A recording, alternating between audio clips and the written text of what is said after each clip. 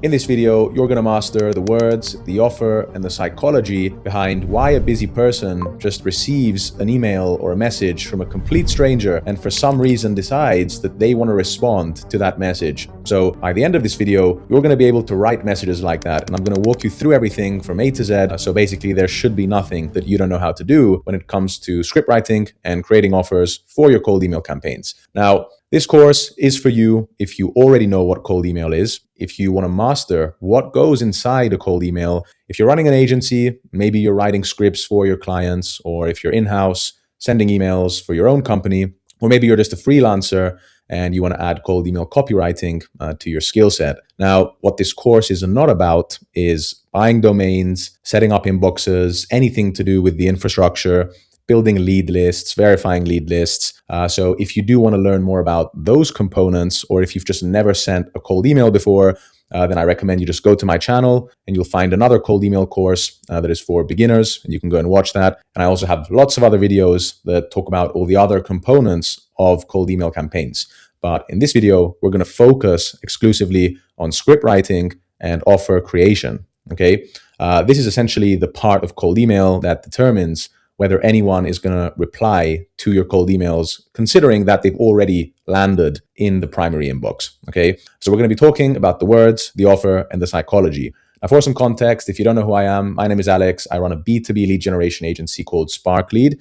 We send close to 1 million cold emails a month right now for our clients, and we've booked over 1,000 sales calls. We've generated over 1.2 million in revenue for our clients, and around 5 to 6 million in qualified sales pipeline just through cold email. And everything I'm going to walk you through in this video, these are strategies that we actively implement at the agency for our clients and also for our own campaigns. So everything here has already been tried, it's been tested, and I've only included the things that actually work for us. So what we're covering offers. So what makes a good offer, the different types of offers, how to build one from scratch, and how to connect it to the person that you're emailing. We're covering pre-writing research, so the homework that you need to do before you start writing your scripts, including certain frameworks for understanding your market and learning how your prospects actually talk. Then we're going over subject lines, what works, what doesn't work, and why most people overthink their subject lines. We're going to talk about openers, so how essentially you earn the next sentence within 2 seconds of someone opening your email. Then we're going to go into the body. So we're going to talk about bridges, delivering your offer, creating urgency without being pushy, using social proof the right way, how to position yourself as an authority. We're going to talk about diagnostic messaging as well. We're going to talk about language rules, so the specific rules that make your writing sound like a real person instead of a marketing email or a sales pitch. Then we're going to talk about CTAs, PS lines, and follow-ups. So how to end your emails, how to get people to take a specific desired action, what to put after your signature, how to write a follow-up sequence that actually adds value. And finally, we're going to finish off with some full examples, split testing. And then I'm also going to give you a final checklist with essentially everything that you need to know. So every time you're going to launch a cold email campaign, you can just go through that checklist to make sure that you've basically done everything that you need to do. So specifically, we're going to go through 5 complete cold emails, broken down line by line, what to test, how to improve over time. We're going to talk about Spintax, spam words, and essentially a complete pre-send checklist. So one thing that's important to mention is that every chapter builds on the one before. So if you start skipping chapters and just going to the one that you want to, by all means, you can do that, but just bear in mind that something might not make sense if you don't go through the previous chapters as well. All right. So what we're going to start with is your offers, because that is the foundation of writing a good cold email script. Then we're going to go into the research, then writing the scripts, then how to test, and then how to prepare for launching your cold email campaigns. All right. So the one thing that matters most is that fundamentals beat tech stacks. Okay. Tech stacks are amplifiers, and that's why you need to focus on the fundamentals first before you start chasing all the latest AI tools and personalization tricks and the craziest, fanciest enrichment flows on Clay, right? So people are spending hours building Clay tables, scraping LinkedIn posts, chasing all these hiring signals and intent-based signals. But if you want to make sure that you get good results from your cold email campaigns, you need to understand what makes someone respond to an email from a complete stranger in the first place. You need to understand Offers, you need to understand how markets work, how people make decisions. There's a certain layer of psychology here as well. And you also need to understand what makes someone trust a stranger enough to book a call and to give a complete stranger even 15 minutes of their time. All right. So if your message wins in plain text in someone's inbox, it's going to win everywhere. And that's why cold email is so powerful. Because if you manage to find a winning angle or a winning offer in your cold email scripts, it's most likely going to win on LinkedIn. It's going to win on your landing page. It's going to win on a cold call. It's going to win basically anywhere else, because the offer and the way that you frame it already proved itself in the hardest environment possible, which is cold email. And that's why cold email is the purest offer validation tool that exists, because there's no images, there's no videos like paid advertising, you don't have any YouTube videos surrounding your text, no retargeting pixels. It's just plain text. You have 50, 60 words that are sitting in someone's inbox, and you're just basically asking them one question, which is, do you like this thing? Are you interested in this thing? Would you give me 15 minutes of your time to give you some more context on this thing? And that's it. So if you're able to generate a certain level of interest through your cold email campaigns, then that's very valuable information that you can then pass on to all your other marketing and sales channels. Now, the first chapter is offers. Okay, offers are essentially the foundation of everything. Your offer is the single most important variable in any cold email campaign. All right, I don't know if you're just starting out with cold email or if you've been doing this for a long time, but if you're listening to all the gurus and all the noise that's out there, then there's a very high chance that you're probably spending your time on things that are not as important. For example, your subject lines, your openers, your CTAs, crazy personalization tricks and all that stuff, which are all amplifiers, as we mentioned previously. But what you need to nail first is always the offer, all right? Everything else exists just to support the offer. If the offer is not good, if it's not relevant, then no matter how good the CTA is, the subject line, the personalization, the hiring signals, or the funding signals, none of that is going to work. All right. Now, an offer is not what you do. Okay. So if you just say we run Facebook ads, that's not an offer. An offer is not your process. So if you say we build targeted lead lists and we send 1,000 emails a month, once again, that's not an offer. A feature list is also not an offer. So bookkeeping, CFO services, cash flow forecasting, email marketing, paid ads, website building, all these things are not offers. A vague benefit. So for example, we offer innovative solutions for brands is once again not an offer. Or we help businesses grow is also not an offer. All right. So an offer is a specific outcome that the prospect can picture happening in their business in the near future. Okay. If they read your email and they can't immediately picture what changes for them and what is the benefit for them, then your offer is not strong enough yet. And essentially you don't have an offer. Okay. So how do you actually sell an offer? Well, the first thing you need to understand is that you have a service and you have an offer. Your service is not an offer and your offer is not a service. The service is just the product or the service that you deliver, okay? And nobody cares about that. That is what we call your sword. So no one cares about the sword. If you're mentioning all these crazy services that you offer, it's never going to work, no matter how good your services are.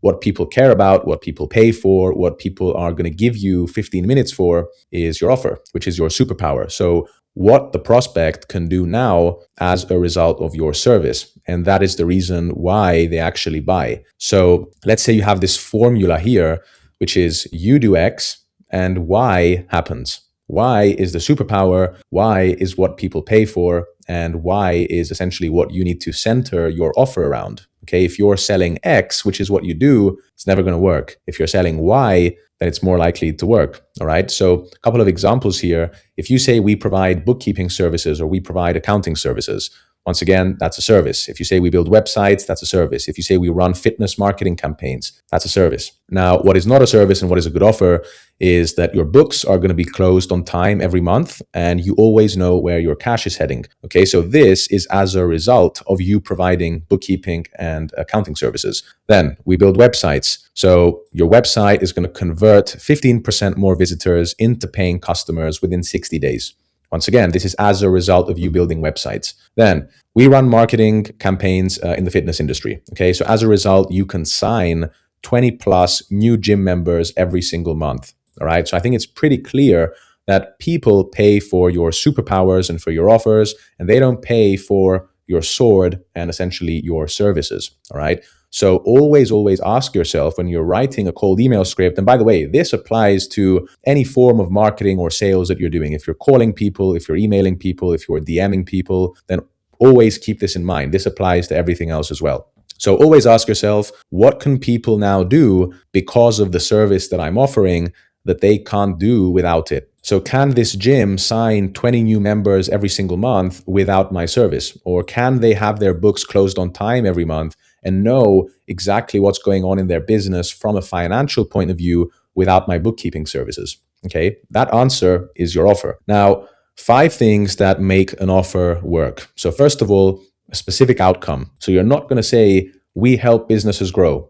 Grow is not specific enough. So when you say grow, are you talking about revenue? Are you talking about sales? What is the metric that you're talking about? And then what is the specific outcome? So by how much is it going to grow? Are you talking about a revenue increase by 10%? Are you talking by a sales increase by 50%? If you just say we help businesses grow, then we don't know what businesses you're talking about. We don't know what metric you're talking about when you say grow, and we don't know by how much. Okay, so the prospect should be able to read your offer and they should be able to picture it happening to them. Okay, don't leave any room for assumptions in your cold emails, because usually when you leave room for assumptions, the assumption is most likely going to be negative. Okay, the next thing is a time frame. So in 30 days, within 60 days, the time frame makes the outcome concrete, and without it, the outcome feels theoretical. Okay, when you include a time frame, it usually shows that you've done this before. You know, on average, how long it takes for you to deliver the specific outcome. And if you don't mention a time frame, then once again, you're just leaving more room for assumptions. And the prospect might just think to themselves that, okay, this is going to take 6 months. This is going to take 12 months, even though you know yourself and you know your service and you know that you can achieve that in 60 days. Okay, so it's not going to benefit you. Now, the next one is connection to their situation. So the offer should feel like it was built for their specific circumstances. If it could go to literally anyone, then it's not targeted enough. Okay, so your offer should only attract your specific ICP. If it attracts anyone else, then it means that it's not specific enough. So a good way for you to think about this is that your offer needs to be so specific that it quite literally repels everyone else except your ICP. And if it doesn't repel everyone else, and if someone who is not your ICP could relate and would be interested in the offer, then it's not specific enough. All right, and the 4th thing that makes an offer work is believability. And you can achieve this in 2 ways. First of all, you need to tie the outcome, so the specific outcome that you mentioned, to something specific about the prospect's situation. So if you're able to call out something about their situation, for example, if you're selling paid ad services and you can call out how many active ads a company is running right now, and then you can tie your offer to the fact that they're already active on Meta, that is going to make the offer more believable, because it shows that I'm reaching out to you because I already know you're active on social media. I know that you're already active on Meta, and I can see that you're running 150 Meta ads. And because I know that, I already know that you're investing a lot of time, a lot of money in producing those ads. And I know that the cost of maintaining those ads is also quite high.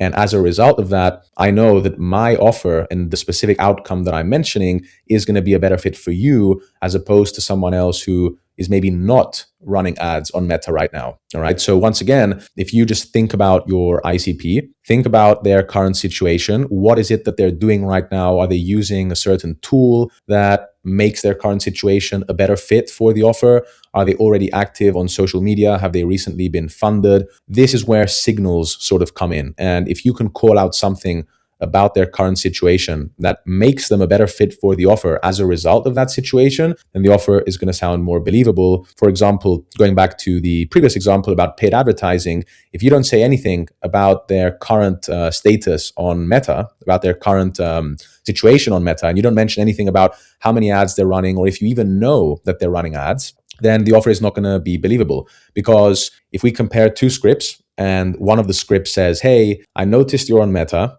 I can see that you're running 150 active ads right now, and then you go into the offer, compared to someone else who's saying, hey, are you active on Meta? Are you running paid ads? Would you be looking to run paid ads? And then you go into the offer, but that company is already running 500 ads a month. then there's no way they're going to respond to the second email. Okay, so do your research and make sure that you call out something about the prospect situation that will make your offer relevant and that will show that you've done your research as well. Now, the second component of believability is using softening language. Okay, so correct me if I'm wrong, not sure it's a fit, not sure it's relevant. It seems like based on what I'm seeing. So here, you're obviously assuming something and you don't want to sound more certain than necessary. Okay, you don't want to assume that something is definitely true, and you don't want to make it seem as if you know that something is definitely true when you're not sure it's true. And the fifth component that makes an offer work is your risk reversal, or in other words, a guarantee. Okay, so this could be something along the lines of, or you don't pay, or you get a full refund, or we continue working for free until we get you those results, or we'll cover the difference. If we promised X, but we got Y, we'll cover the difference, we'll refund you that.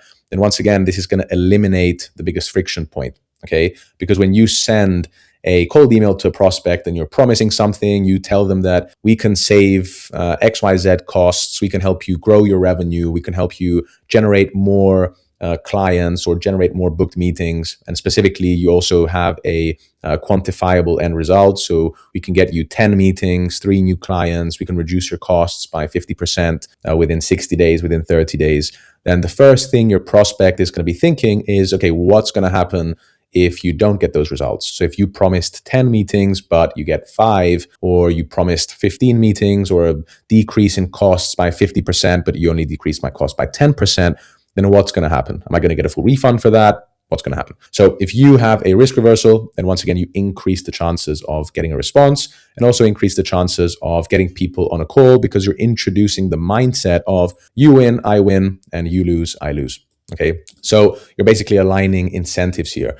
Now, one little nuance here that is worth mentioning is that when you do have a guarantee, you are going to increase the chances of receiving a response from a prospect that is only interested as a result of the guarantee. And typically, those are not good clients to have. Now, if you're just starting out, you don't have case studies, you don't have a lot of authority in the space, and you're essentially relying on the guarantee to generate that positive response, then I would 100% suggest having a guarantee. And I think all offers would benefit from having a guarantee. But just bear in mind that you will get more of those kind of responses where people are only interested because of the guarantee. So you just need to be careful about which of those people you're actually going to convert into paying clients. And you need to qualify those people with any criteria that you have to make sure that, okay, this is going to be a good client and they're not going to be a pain in the ass because they're just interested in receiving a full refund if they get 9 demos instead of 10. Okay, those are not the clients that you want to be working with. So what you can do now is just fill in this blank template,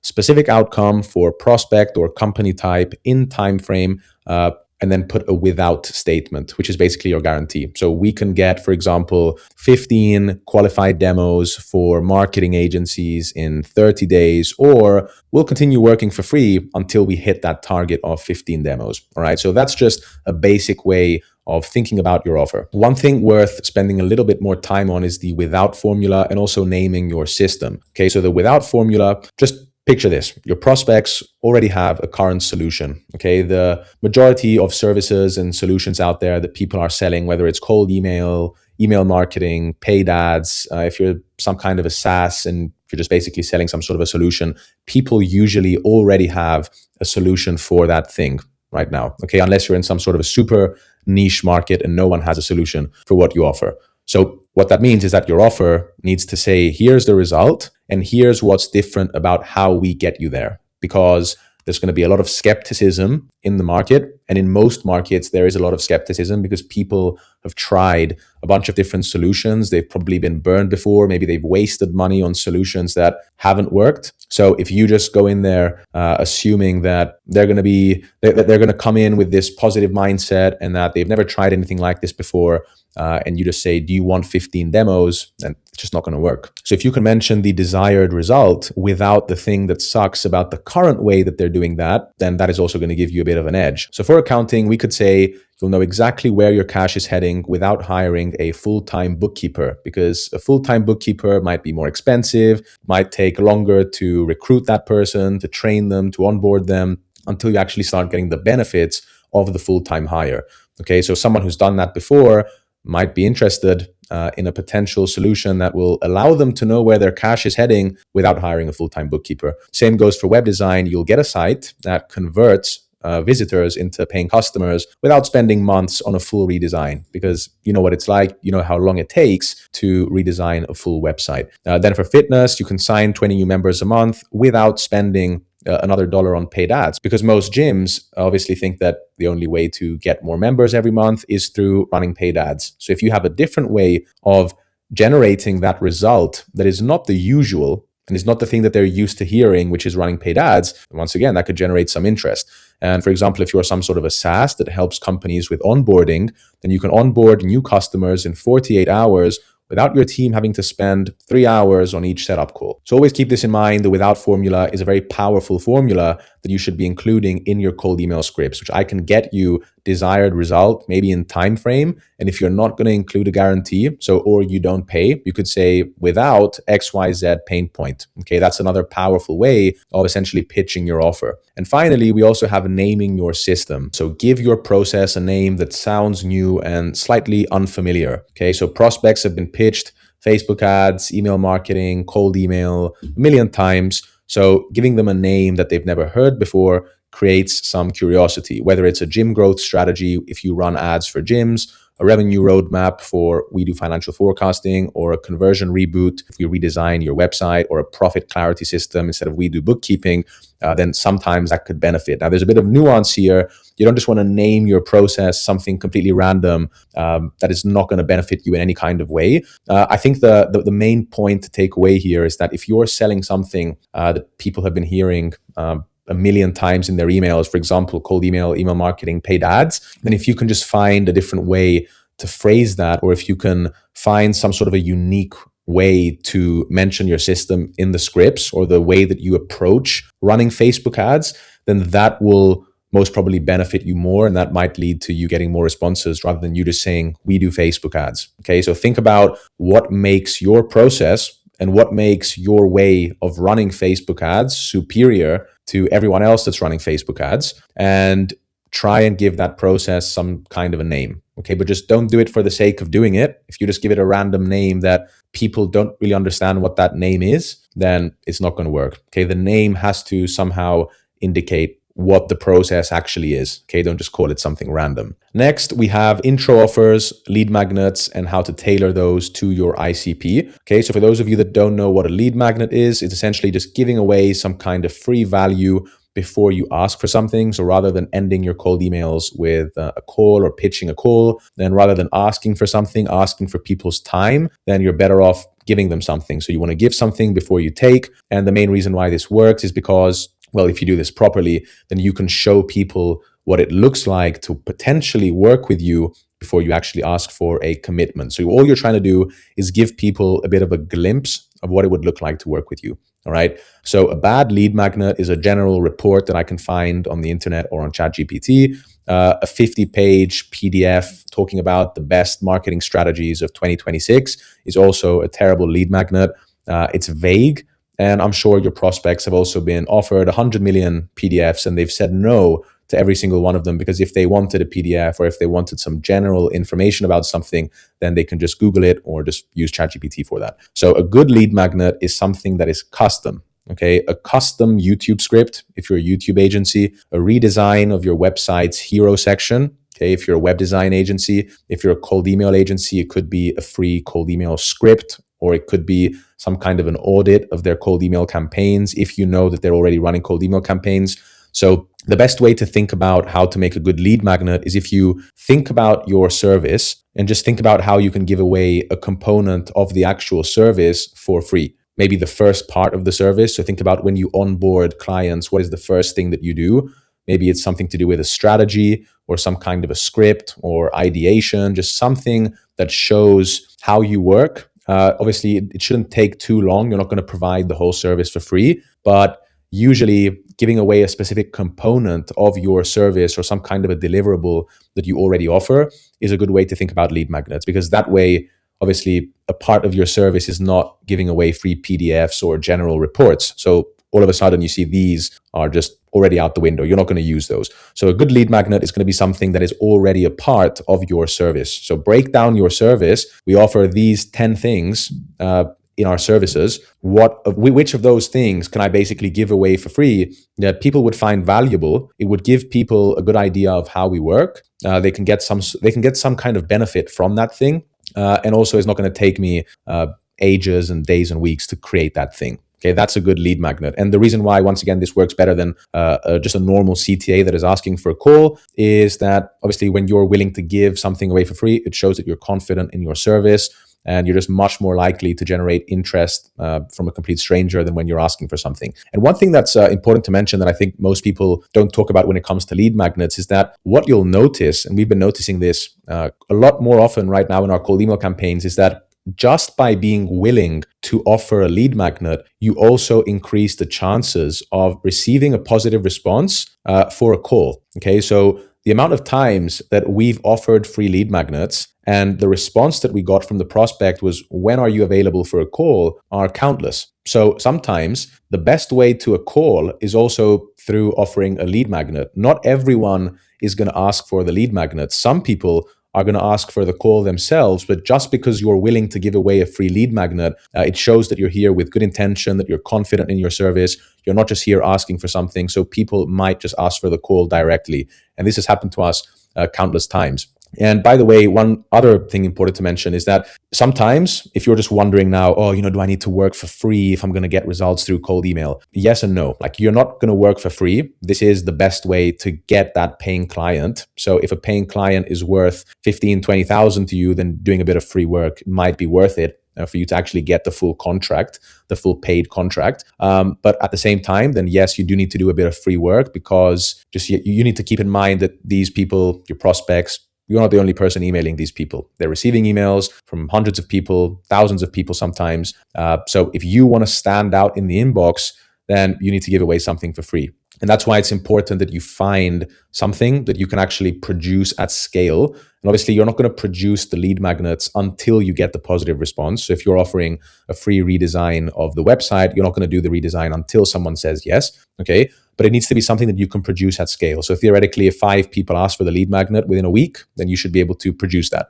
So you do need to do a bit of free work, but at the same time, doing free work is the best way to making a lot more money in the long run. All right, so next we have signals versus situations. Okay, so a signal is just a data point. Okay, when you hear people talking about intent signals and we're going to use these signals in our campaigns, that's just a data point. Okay, so a signal might be that they use a certain tool, hiring for a certain position, they recently got funded. These are all signals. A situation is the meaning behind the data point. Okay, so what does this actually tell you about their business, and why is your offer relevant right now as a result of the signal? I'm going to give a bit of a shout out here to Mitchell Keller, who was on my podcast a few weeks ago, and he actually introduced me to the difference between signals and situations. So shout out there, go check out his content. He has some really good content about cold email. But essentially, in your cold email campaigns, don't just reference the signal. Okay, referencing the situation it implies is far more powerful than just referencing the signal. So as I mentioned previously, if we go back to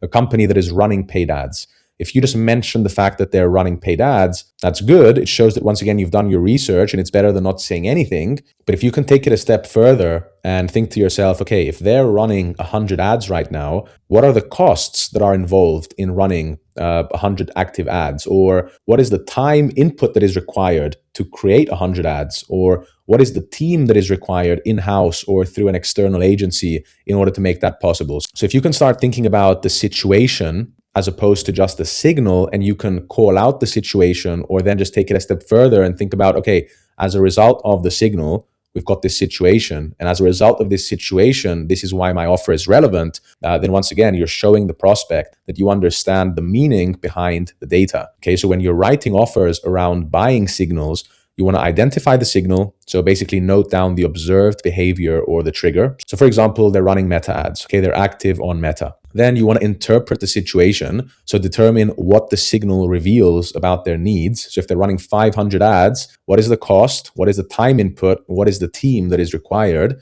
Connect it to your offer. So explain how your solution addresses the situation. And then you write the email and you frame the message around the situation and not the signal. Okay.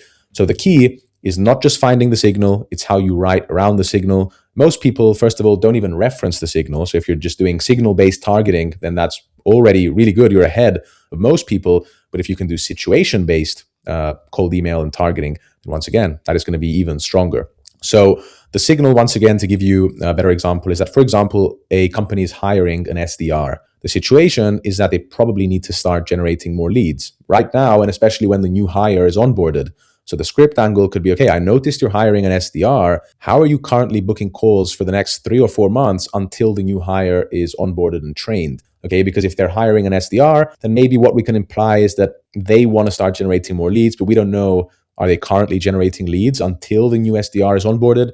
So calling out that situation is going to be more powerful. Once again, going back to the active meta ad example, they're spending lots of time and money on creative production and recycling and maintaining the content. So then we help brands running over 100 meta ads cut their creative production costs by 75%. Reason why this is powerful is because we already know that the cost of producing 100 active meta ads is probably going to be quite high. So by offering a solution that allows them to cut their creative production costs is probably going to be relevant because they already know how expensive it is to maintain 100 active ads. Okay, so some common offer mistakes that I see quite a lot and the psychology behind offers now. 9 offer mistakes that you need to fix before we get into writing any scripts. First of all, being too vague. So saying we help businesses grow, which tells the prospect absolutely nothing and is going to get you 0 positive responses. Listing features instead of outcomes. Okay, prospects buy results, they buy outcomes. Prospects think about themselves, they don't care about what you do. A time frame, okay, without one, the outcome feels a bit less tangible. And by the way, take everything that I'm saying here with a pinch of salt. I mean, there are offers that have more nuance to them, and you can't always offer a specific time frame. It's not the end of the world, but when you can offer a time frame, then it will make your offer more powerful and it will make the offer feel more tangible because people will start thinking to themselves that, okay, in 90 days, this is what my life could look like. In 90 days, this is what my business could look like. So then we have not connecting it to their specific situation. If it could go to any business, it's not targeted enough. Making unbelievable promises. Hey, back up every claim with something specific. So I send over like 500,000 cold emails a month. If someone tells me that they can help me generate 150 sales appointments in the next 30 days, then I probably know that they're bullshitting because this is what I do. And I know what it takes to generate 150 sales appointments, let alone qualified sales appointments. So make sure that you're making believable promises and that you can back up every claim with something that's specific. Then leading with your process is also a mistake. Always lead with the outcome and the result.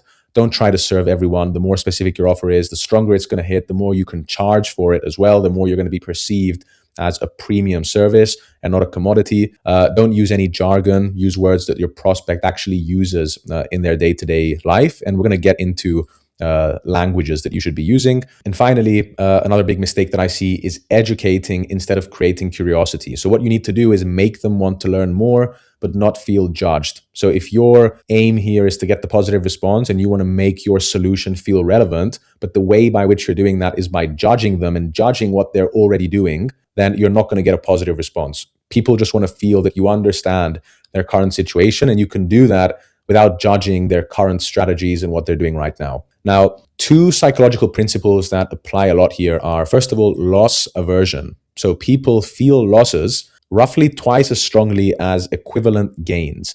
So framing around what the prospect is losing by not acting is often more powerful than framing around what they would gain. Okay. And then we also have length implies strength. So the more specific and detailed your offer, the more believable it is. Detail creates credibility. When you reference specific numbers, situations, and outcomes, the prospect's brain automatically assumes that you know what you're talking about. Okay, so just keep both of these psychological principles in mind, especially loss aversion. If you can think about what the prospect is losing by not acting, and you can actually call that out, and that can be accurate. Don't make any assumptions here because that's worse than not calling it out.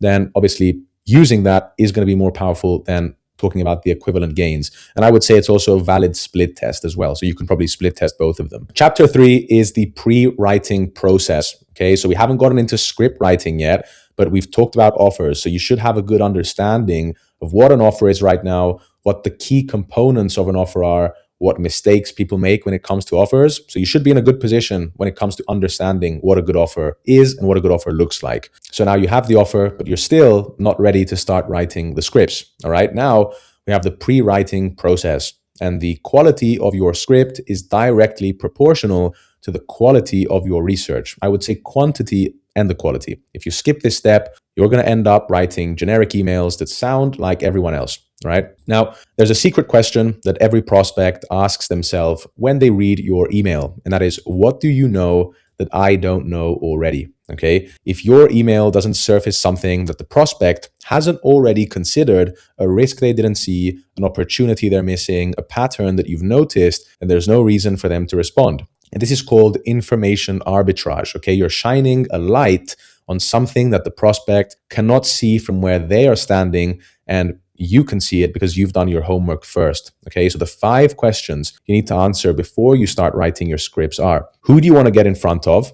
And this needs to be specific, so not just business owners. Be specific. Heads of marketing at B2B SaaS companies with 20 to 100 employees who are currently already spending money on advertising. Okay, that is a good ICP that you can actually target, and you can actually create a specific offer around. 2, we have what job do they want to get done? So not what you think they want, but what they actually want. So focus on their desired outcome and not what you think their desired outcome is. Now, the third question you need to answer before you start writing is, how are they getting the job done without you? This is a very crucial piece of information that you need to know. And I'm going to tell you right now in the video that your prospect is not doing nothing. Your prospect most likely already has a current solution, regardless of whether you're selling lead gen or if you're selling anything else, accounting, websites, anything.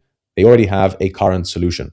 Now, they might not be doing exactly what you offer. So if you're selling lead gen specifically through cold email, they might not be doing cold email, but they have a solution for lead gen. If you're reaching out to local businesses and you're trying to pitch them running paid ads, for example, you're trying to pitch them paid ads, then they might not be running paid ads, but they are doing something to generate new business, most likely. Whether it's through referrals, whether it's through word of mouth, if they're going to trade conferences, they have a way of generating new business. That's what you need to assume, okay? So understanding the way that they work is going to tell you what you're actually competing against, okay? So are you competing against another cold email agency? If you're selling cold email services, are they already doing exactly what you're offering?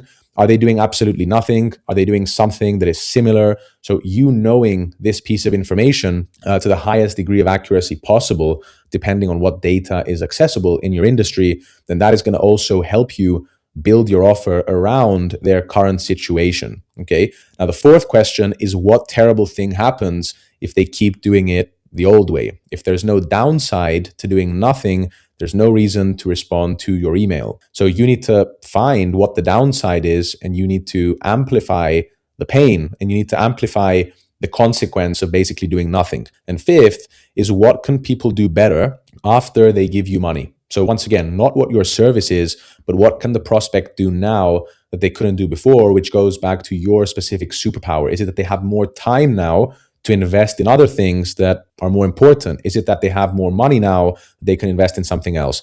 Are they saving money? Like, what can they actually do? Can they grow their business? Can they hire more people? Can they fire people and save costs because of some kind of AI solution? So what can people do better after they give you money? All right, so next we have building a Lingo library and also the knowledge advantage. Okay, so starting off with the Lingo library, your customers are better copywriters than you. Okay, they describe their problems in a specific language that other prospects with the same problems are instantly going to recognize. Okay, so you have 3 ways to find the words in the language that your ICP uses. First, you want to scan customer success stories for quotes, look for before language. Then we have interviewing customers that bought within the last 45 days. They probably still remember what it feels like before working with you. Then the most important thing, and I would say one of the most useful, is listening to discovery calls. Okay, write down exactly what they say. And it's so easy to do with tools like Claude Code. If you just get your discovery call transcripts, which you should be recording with some kind of a note taker, then you just upload those into ChatGPT, Claude Code, you can come across patterns, and you can identify patterns and specific words and phrases that your ICP is using,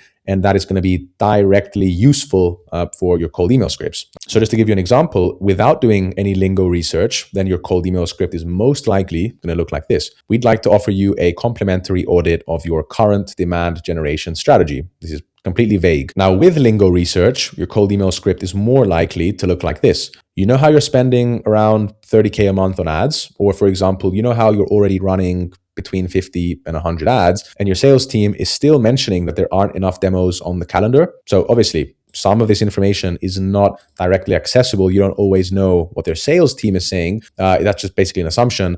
But the point is that when you do your lingo research, then you're able to make the scripts a lot more relevant. You can talk in the specific language that your prospects are talking as well. And you're just going to see much better results that way. Now, next we have the knowledge advantage. So reading a couple of books, long articles, listening to podcasts in your prospects industry. And that's basically it, because most of your competitors are not going to invest time to understand the prospects world at this level. They're probably going to skim the website maybe. They're going to read the about page. They're going to take one website, paste it into ChatGPT, try and find a couple of keywords. So that small amount of extra research will give you a massive advantage because the bar is so low. Okay, when you understand their industry deeply, you can reference specific trends, challenges, and regulations or opportunities that only an insider would know. So I'd highly recommend listening to podcasts in your prospects industry. That way you can literally just hear exactly what they're saying, how they talk, what are the problems they're talking about, what do they want to achieve, what is happening in the industry right now that you could call out in your scripts. The next section is market maturity and jobs to be done. Okay, so understanding market awareness. There are 3 main levels. There are actually 5 levels in total of awareness. We also have product aware and most aware, but for 99% of you watching this video, your prospects are probably not going to be product aware or most aware. They're usually going to fall into one of these 3 awareness levels. So if a prospect is unaware, it means that everything feels fine to them. Okay, you need to illuminate the problem first. You need to ask a poke the bear question that makes them realize something that they haven't considered. So for example, do you know what percentage of your qualified pipeline comes from a single channel? Okay, so you're talking to someone who has no idea, they're completely unaware, they don't know what's going on. So you just want to ask a question that will make them problem aware. Now, if your prospects are already problem aware, it means that they feel the pain, but they haven't started looking for solutions. So they're not aware of the solutions that are available. So what you need to do is you need to connect their problem to your solution, and you need to make the case for acting now. Okay, so if your cost per demo has gone up by 40% in the last year, but your close rate hasn't changed, the math only gets worse from here. So by saying something like that, once again, take these examples with a pinch of salt. The point here is that you're talking to someone who is problem aware. So by calling out the problem, you are amplifying the problem. Okay. And then when someone is solution aware, it means that they've talked to competitors. They know what the problem is. They know what the solution is as well. And they're actually out there looking for solutions. They know what's out there. So you just need to differentiate now on the mechanism. Okay. So this is where the USP comes in. Most agencies just blast generic emails. We build custom prospect databases and we write scripts based on what's actually happening in your prospects business this quarter. Okay, so that's just basically saying we also do cold email. And I know that you're already looking for cold email. You know what cold email is, but this is why we are different than everyone else. So you're aware of the solution, and this is how our product is different. Now, one of the main mistakes that I see in the cold email space is not getting the awareness level right. And that's a crucial mistake, and it's going to completely destroy your campaigns. Because if you're targeting unaware prospects, if you're targeting an industry where most prospects are unaware, or if you have certain information, or if you have some kind of a signal that indicates that your prospects are unaware, but you're talking to them as if they're solution aware, and there's going to be a misalignment and the message is not going to make sense. You can't sell a solution to someone who doesn't even know what the problem is. And if someone is already problem aware and you're treating them as if they're unaware, again, it's not going to work. Okay. So you need to properly identify what awareness level exists in your market, and you need to talk to prospects based on that awareness level. All right, so next we have jobs to be done. Okay, so instead of marketing features, speak to the struggles and desired outcomes that led people to seek solutions in the first place. So ask yourself this question: what job was the customer trying to get done when they hired or when they implemented a certain product or service? Okay, so this could either be your own customers that hired you, and what was the reason why they hired you? Or if you're running a cold email campaign based on a certain data point and a signal, for example, it could be a certain tool that they're using. And maybe you offer something that's an alternative to that tool, and they are already customers of the other tool. What was the problem that they were trying to solve? Okay, so what was their current situation and what was the problem that they had that made them want to find a solution for that? So to give you an example, this is what a script would look like if you don't take this into consideration. You'll just say we provide outsourced bookkeeping and monthly financial reporting. But if you already know what problem they were trying to solve, what job they basically wanted to get done, then you can say your books are going to be closed on time every month. And you already know, you always know exactly where your cash is heading. Okay, so now you know what job they want to get done, and you're positioning your solution as the vehicle that is going to allow them to get the job done. Okay, so that's also a really good way of framing your offer. All right, so next we have subject lines, which is the first chapter of cold email script writing. If you've made it this far in the video, then you should already have a good understanding of your offer, what makes a good offer, and everything we've discussed so far. And now what we're going to talk about is how to put everything together into a good cold email script. And we're going to go through every single component of a cold email script, starting with the subject line, which is essentially the first thing your prospect is going to see when you send a cold email. Now, subject line has one job. The only job is to sell the open. In simple words, the only job of your subject line is to get the prospect to open the email. That's it. You're not trying to close a deal in the subject line. You're not trying to explain what you do. You're just trying to get a single click, which is the person opening your email. Okay. And the best subject lines look like something a colleague or a friend would send to you. Okay, so if I had to pick one subject line to use for the next 12 months, it would be thoughts first name, intentionally lowercase, one word with their name, makes it personalized with a question mark. It's something that any colleague or a friend who wants to send you an email would actually use. Okay, I'm not going to spend too much time on subject lines. I'm just going to give you a couple of subject lines that are working really well for us, and you can just take those and just plug them into your campaigns.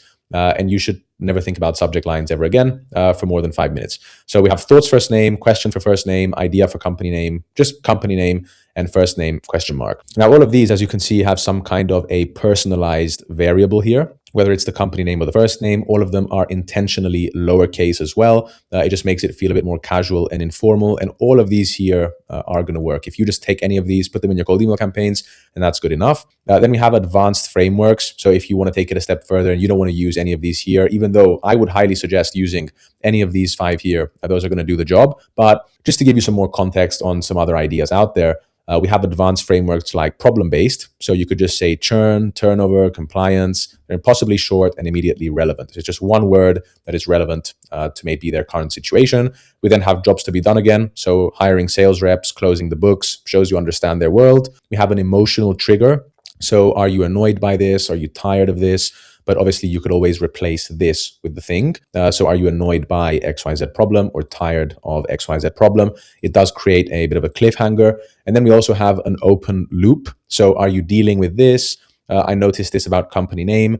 It just creates a lot of curiosity that is impossible to ignore. And finally, we have the triplet. Okay, so this is a framework that I got from Josh Braun. Highly recommend you check out Josh Braun's content, all on cold email, copywriting, some of the best content you'll find out there. So I highly recommend you go and watch that. But essentially, the triplet is 2 unexpected plus 1 unexpected component that makes curiosity. Okay, so we have revenue, pipeline, and a broken coffee machine. Okay, if you send this to someone, these 2 are expected, revenue and pipeline, broken coffee machine is unexpected, which equals curiosity. Okay, and that is going to get someone to open your cold email. And then if you want to mention something about the broken coffee machine, you could just put that in your PS line just to show that that's why you basically put it in the subject line. Okay, this is more of like an informal, casual, jokey subject line that you can use. But once again, if it generates curiosity and it gets the person to open the email, then it's done its job. And the Zeigarnik effect is that your brain is wired to close open loops. Okay, so going back to the open loop subject line, when a subject line says dealing with this, your brain immediately asks itself, am I dealing with what? Okay, and the only way to close that open loop is by reading the email, hence why they would open the email. Okay, so just to recap on the subject lines, you can use any of these advanced frameworks here or any of these proven subject line formats. All of these are going to work. All of these are going to get the prospect to open the email for you. So just go over these, pick a few that you like, and then just never think about subject lines ever again. All right, so next we have the openers. You've now done your subject line. You've got the person to open the email. Now we're moving into the opener, which is the first line of your cold email script, basically. Now, the opener has 2 jobs. First of all, the first job is to sell the open once again. The reason why the opener complements the subject line is because the opener also appears as preview text in the inbox. So if you just go into your inbox right now and you look at all the emails you receive, you have the subject line, then you also have 5 or 6 words that are basically the first couple of words of the email script. Okay, so those help when it comes to opening the email, okay, because they appear as preview text. They're basically the first few words that contribute directly to the decision to open or delete your email. When you start your emails with noticed or I saw or your something, your XYZ, that usually helps in getting the prospect to open the email. And then the second job of the opener is to show that the email is relevant and that it's specifically for them. Okay, so the opener needs to make the prospect feel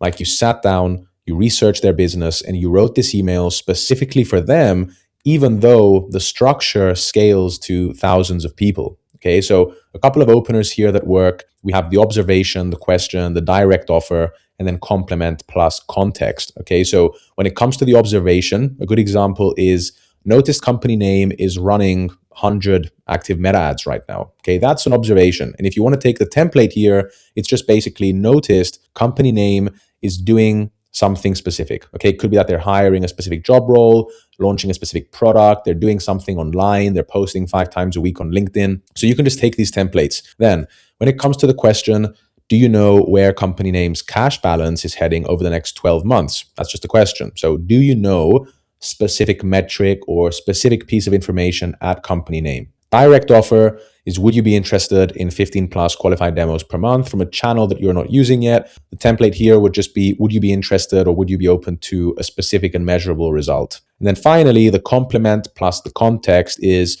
I was checking out company name's website. I love the way that you've positioned the Project Rock collection. Okay, if you're reaching out to Under Armour, for example. Now, in this case, the template could be, was checking out company name's website and then just genuine compliment. I noticed something about the website that I basically really liked. I love the way you're doing XYZ. Okay, so these are 4 types of openers that we've tested hundreds of times and they all work really well. You just need to see which works better for your industry and for your offer. Now, what you shouldn't open with is, hi, my name is, okay, instead you want to lead with an observation about them, not an introduction of yourself. Hope you're doing well. You can just skip that. Get straight to the value. People are only going to give you 1 or 2 seconds. They know that you don't actually care if they're doing well. You just want to sell your service, so you don't need to say it.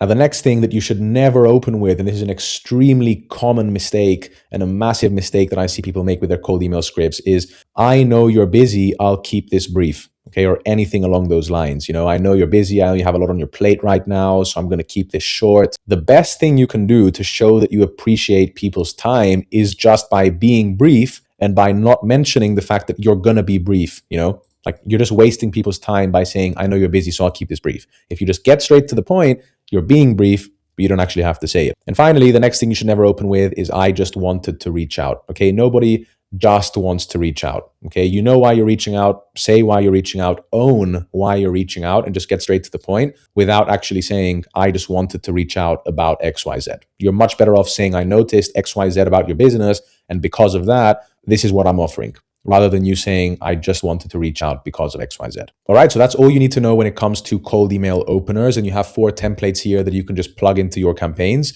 These are all going to help you to sell the open along with the subject line that we mentioned previously.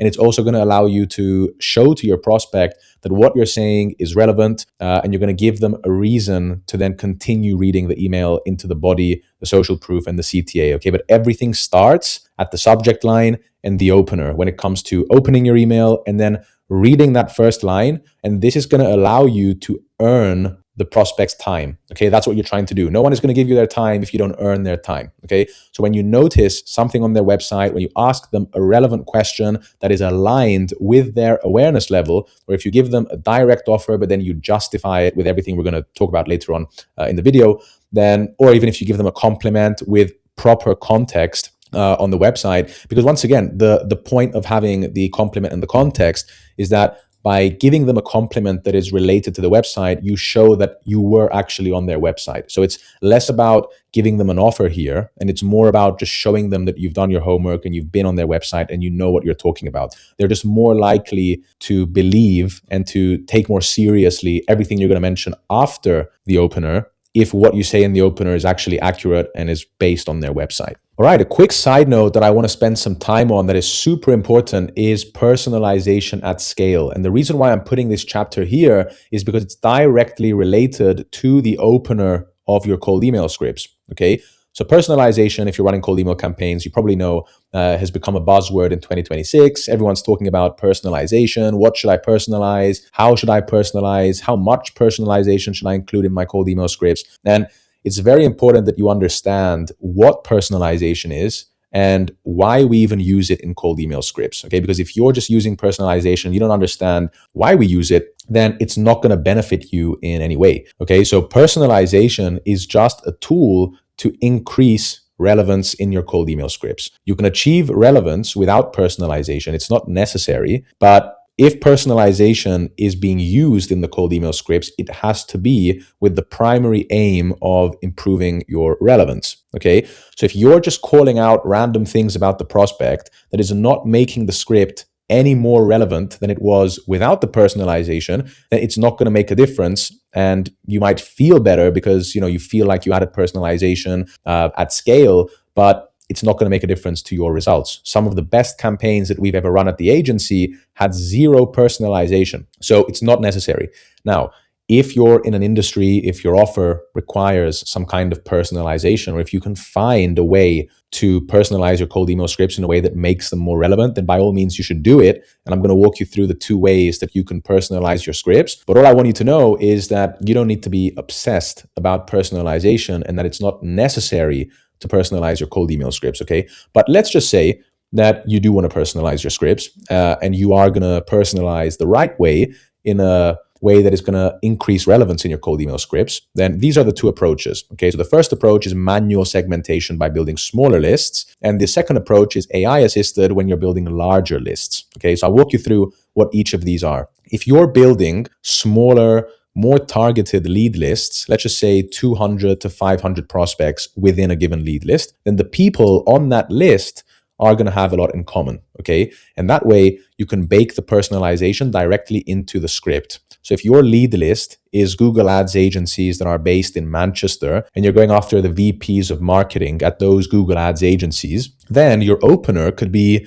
I was looking for Google Ads agencies in Manchester and I came across company name. Or you could say, hey, John, I was looking for Google Ads agencies in Manchester and I saw that you've been the VP there for the past 3 years. Okay, so that is relevant personalization because you're calling out their specific job title. And especially if you're going to pitch something that is related to marketing, then mentioning that, okay, I'm reaching out to you because you're the VP of marketing at this specific Google Ads agency that is in Manchester, and that is relevant. And the smaller your lead list is, the more specific your script is going to be. And then the more specific your script, the more personal it's going to feel. Okay, but if you're building a lead list of 10,000 prospects because you're only targeting food and beverage brands in the UK, there's not much that you can say there. Okay, but if you filter it down to very specific job titles and very specific locations and specializations, then you don't need to use any AI to personalize your cold email scripts. However, if you're building bigger lead lists of, let's say, 5,000, 10,000, 15,000 prospects because you want to go after all the accounting firms that are based in the US, then just saying that you're an accounting firm in the US is not specific enough personalization. It's not going to increase the relevance of the cold email script. So if you use AI and you use a tool like Claude Code or you use a tool like Clay, then you can still personalize your cold email scripts at scale. So the way that you can do this is, first of all, you need to qualify your leads using Clay to verify the companies actually match your ICP. So if you build a list of 15,000 companies that is broad, then you can upload them into Clay, check all their websites. If you want to know how to use Clay and how to do this part of the process, you can go watch my Clay tutorial where I basically show you how to qualify your leads in Clay. Then you can generate personalized snippets, okay, by analyzing each company's website and LinkedIn to create a unique opening line. And then you can also clean it up with a second pass using Claude Code.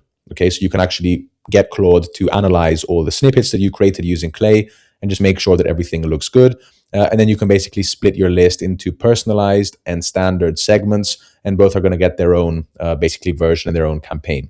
So just to recap on that, if you want to personalize, make sure that you're personalizing with the primary aim of increasing relevance. If your personalization does not increase relevance, then don't include it. You can still write a relevant cold email script without it being personalized. And if you do want to personalize, you have 2 ways of doing it. You're either going to build small lead lists where your prospects have a lot in common, and you're going to call those out in the cold email script. And you don't need to use any AI to do this because you've already filtered it down a lot in Apollo, AI Arc, ListKit, Prospio, whatever database you're using. But if you're going to build a massive lead list of 15,000 companies and you have 50,000 prospects, then what you can do is upload it into Clay and start scraping their websites using Clay's AI tool and also Claude Code. Okay. Now, I know I say here that personalization isn't optional in 2026, and it's the difference between this email is for me and this email is for everyone. However, once again, there's always nuance, and that's why you should take everything with a pinch of salt,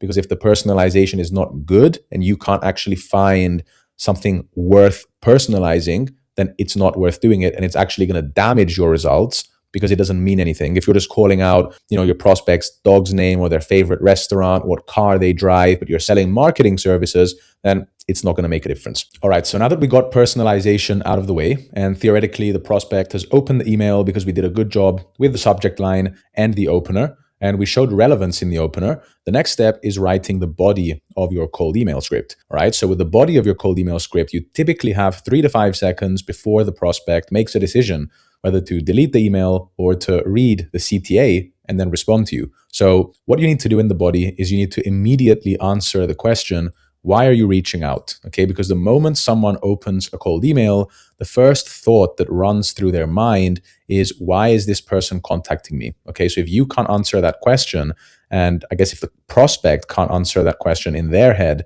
as soon as they read your email, then they're not going to respond to you. They're just going to ignore you and delete your email. Okay, so your email needs to answer this question in the first 1 to 2 lines, which essentially translates to the first 3 to 5 seconds. Going back to the openers that we mentioned previously, you're either going to start with some kind of an observation. So I noticed something about your company or your LinkedIn profile or anything about the prospect. Or I also gave you guys the option to start with a question. Okay, and if you start with a question, then something really important to sort of get out of the way before we get into the details of the body is the asking because bridge. Okay, so when you open with a question, you need to connect the question to the offer.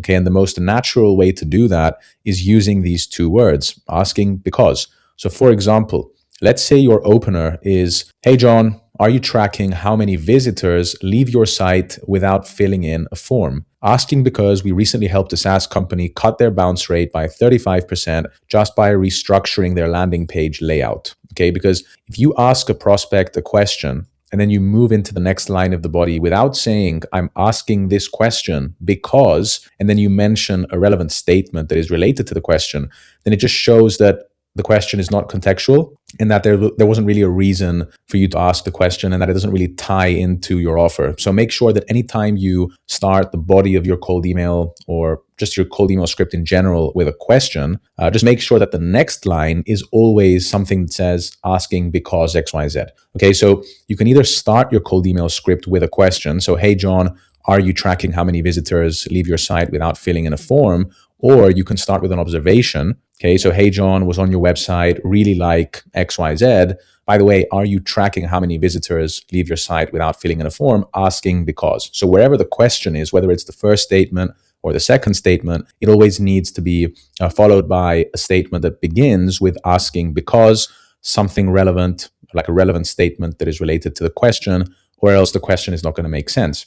All right. So how do you deliver the offer in the body? Okay, so your offer needs to be 1 or 2 sentences, and it needs to mention the outcome, so what the prospect gets, the time frame, how quickly they can expect it, and also the connection, so why it matters to them specifically. And the offer should just feel like a natural continuation of the opener. Now, the whole email now should feel like one connected thought, not 3 disconnected blocks that were just stitched together. And this is a very common mistake that I see through all the consulting calls that I do, where I review a lot of scripts and it just seems like every line is its own thing. So when you're writing a cold email script, it's typically going to be 4 lines approximately. It might be 3, might be 5. You need to make sure that the whole script is congruent. You need to have one idea, one thought process, and every line needs to build on the previous one, all leading to the CTA, which the CTA also needs to be related to everything you mentioned previously in the script. It can't just feel like 1 to 3 sentences that were just put in there with no connection between themselves. All right, so to continue the discussion about the body now, we have poke the bear, social proof, and diagnostic messaging. I'm going to tell you what each of these 3 things are. So in terms of poke the bear, you want to ask yourself, what do I know that my prospects don't know and how could that lack of knowledge hurt them? Okay, so the best cold emails focus on the cost of inaction. So it's what we mentioned previously, which is a loss aversion. And essentially, if you show them the consequence of not acting, that can oftentimes be more impactful than showing them, all the benefits, basically. Okay, so essentially, not pitching your product, but identifying something the prospect doesn't know that could hurt them. So, for example, in accounting, you could say, do you know where your company's cash balance is heading over the next 12 months? In marketing, you could say, what happens to your lead flow if your top ad channel stops converting tomorrow? Web design, do you know how many visitors are leaving your site without ever seeing your pricing page?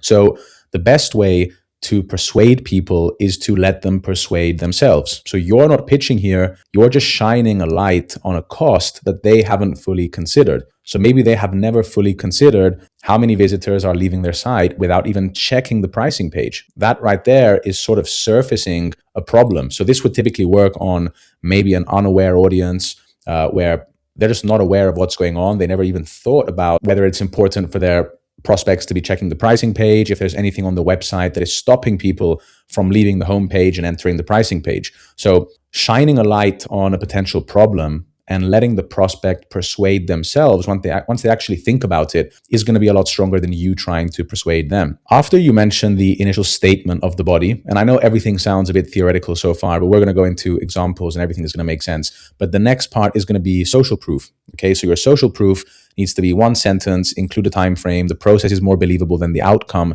Never mention your pricing, connect it to their situation. Don't lead with the case study unless that's your variant specific angle. And I'm going to show you exactly what this looks like in practice. But for now, just keep all of these points in mind when it comes to social proof. All right. And then moving into diagnostic messaging, which is once again something that I learned directly from Mitchell Keller. Highly recommend you go check out his content, is that your email needs to diagnose a specific issue that is tied to the prospect's situation. For example, notice you're using HubSpot, but your team's still manually qualifying leads. Companies in your space that automate that step are getting to qualified conversations 3 times faster. Now, what makes this so powerful is that if the message fails, you know that either the diagnosis was wrong or the offer wasn't compelling. So you eliminated a whole category of guesswork. But typically speaking, when we talk about diagnostic messaging, we're talking about diagnosing a specific issue that is tied to the prospect situation. And then again, when we get into the examples, I'm going to show you exactly what this looks like with more examples. So the next step is writing for different seniority levels. Okay, an email to a CEO should not read the same way as an email to the head of marketing or director of sales. Different seniority levels care about different things. They respond to different language. They're more or less involved in the technical aspects of the process, and they just have different amounts of time to read your email. So I'm going to give you 3 examples here. I'm going to give you an example for the founder of a small company, for the C-level executive of a large company, and then also for the head of a certain department in a large company. So starting with the founder of a small company, these people, they wear every single hat of the business. Okay, so typically it could be a freelancer who's just by himself, or it could just be a company with less than 5 employees maybe. The owner is still wearing the majority of the hats, and they're basically the CEO, they're the sales team, sometimes they're the bookkeeper. They respond to emails that feel personal and human. And typically speaking, a compliment plus context openers here work really well because founders built this thing themselves. So recognizing their work is going to get their attention. The risk reversal here matters more because they're smaller companies. They have smaller budgets as well. And typically speaking, founders are spending their own money. So when you say, or you don't pay, or you get a full refund, it's going to hit a lot harder when it's their own personal cash. Okay. And then once again, you want to keep it conversational, no corporate language. Talk to them like you talk to another founder over coffee. Okay. That's a good test here. The coffee test. Every time you write a cold email script, make sure that if you go for coffee with that person, then you're actually using the language that you would use if you were to talk to them face to face. So let's say we're reaching out to this founder of a small company. First name, sole company name is hiring 3 account executives. Congrats on the growth. How are you planning to fill their calendars once they start?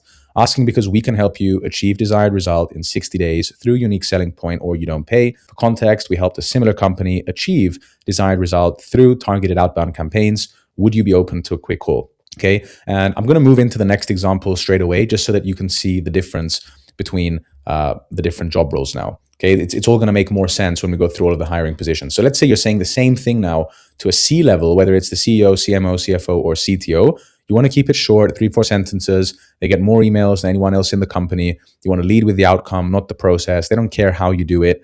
What they care about is what it means for the business. But now the most important thing is you also want to make it easy to delegate to the right person, because CEOs often don't handle things themselves. Okay. So should I reach out to someone else on the team here might also work well, because it gives you an easy way to get forwarded to the right person. So if we say the same thing, John, so company name is hiring 3 AEs. How are you planning to fill their calendars once they start? Asking because we can help you achieve desired result in 60 days through USP. For context, we helped similar company achieve desired result through outbound. Would you be open to a quick call? PS, not sure if this should go to you or VP of marketing or head of sales, for example. So that right there is just an extra line of personalization, where if you're using Clay, for example, you can get the names of the VP of marketing, head of sales, or the most relevant point of contact, and you can just add that in the PS line. And then first of all, that is going to make it easier for them to forward you to that person. And then second of all, it shows that you've done your research, you know who that person is, and it just works very well as a PS line. This is actually a PS line that we've used in the past as well. And it also works well if you use it in the opener. So, hey, John, not sure if I should have sent this to you or Michael Smith from marketing, and then you can go into it. So when you include this either in the PS line or the opener, it usually works very well when you're reaching out to C-level executives. And then when you're reaching out to VP, director level, or even the head, so head of growth, head of the department, you can go slightly longer. These people are more involved in the day-to-day operations. They want more context. They know how things work. They want to know how it can work. Okay. You want to use their language. They use more operational language. They know and they understand the nuances of what you're offering. So now the CTA can be more specific, and just generally speaking, the email can be more technical. So first name, notice company name is running ad campaigns across Google, Meta, and LinkedIn. Are you able to see which channel is leading to more closed deals? Asking because most marketing teams at your stage can't tie revenue back to a specific lead source. Nike's team went from we think Google is working to knowing exactly which lead sources are performing best, allowing them to cut ad spend by 34% in 6 weeks. Is this a gap you're actively trying to close right now? PS, I can have a live dashboard mapped to your ad accounts ready in about 15 minutes on a call. So the reason why this works really well is because, as you can see, it's a lot more technical than the previous scripts here. So you're hiring account executives. Do you want to fill their calendars basically with meetings? This is a case study. Can you either tell me if this is of interest or who the right person is to talk about this? Whereas now, this is the right person to talk to. So we're going to be more technical. So it's very likely that the VP of marketing who's directly involved with the company's marketing efforts knows that they're running ad campaigns across Google, Meta, and LinkedIn. And essentially, the VP of marketing would know if they're able to see which channel is leading to more closed deals. And then once again, asking because most of them are not able to tie back to a specific lead source. And there's a bit of nuance here. I'm not always the biggest fan of saying Nike's team went from and then including quotation marks. We think Google is working. But at the same time, it is a very, very common belief. So Nike's team went from we think Google is working. That's a very common belief where, people just think something is working. So I do still think that it could resonate if it was included in a script, because a lot of people understand the feeling of playing a bit of guesswork and playing a bit of guessing games when it comes to their strategies, and they don't actually know what is leading to better results based on data. So when you say we think Google is working, they can probably relate because they also think that maybe Meta is working better or LinkedIn, but they don't actually know based on the numbers. And then once again here, we're giving away a free lead magnet, going back to the beginning of the video, where we're saying I can have a live dashboard mapped to your ad accounts ready in about 15 minutes on a call. So this is sort of a lead magnet that is also positioning the call as the best way to deliver the lead magnet, which these kinds of PS lines and CTAs also work really well.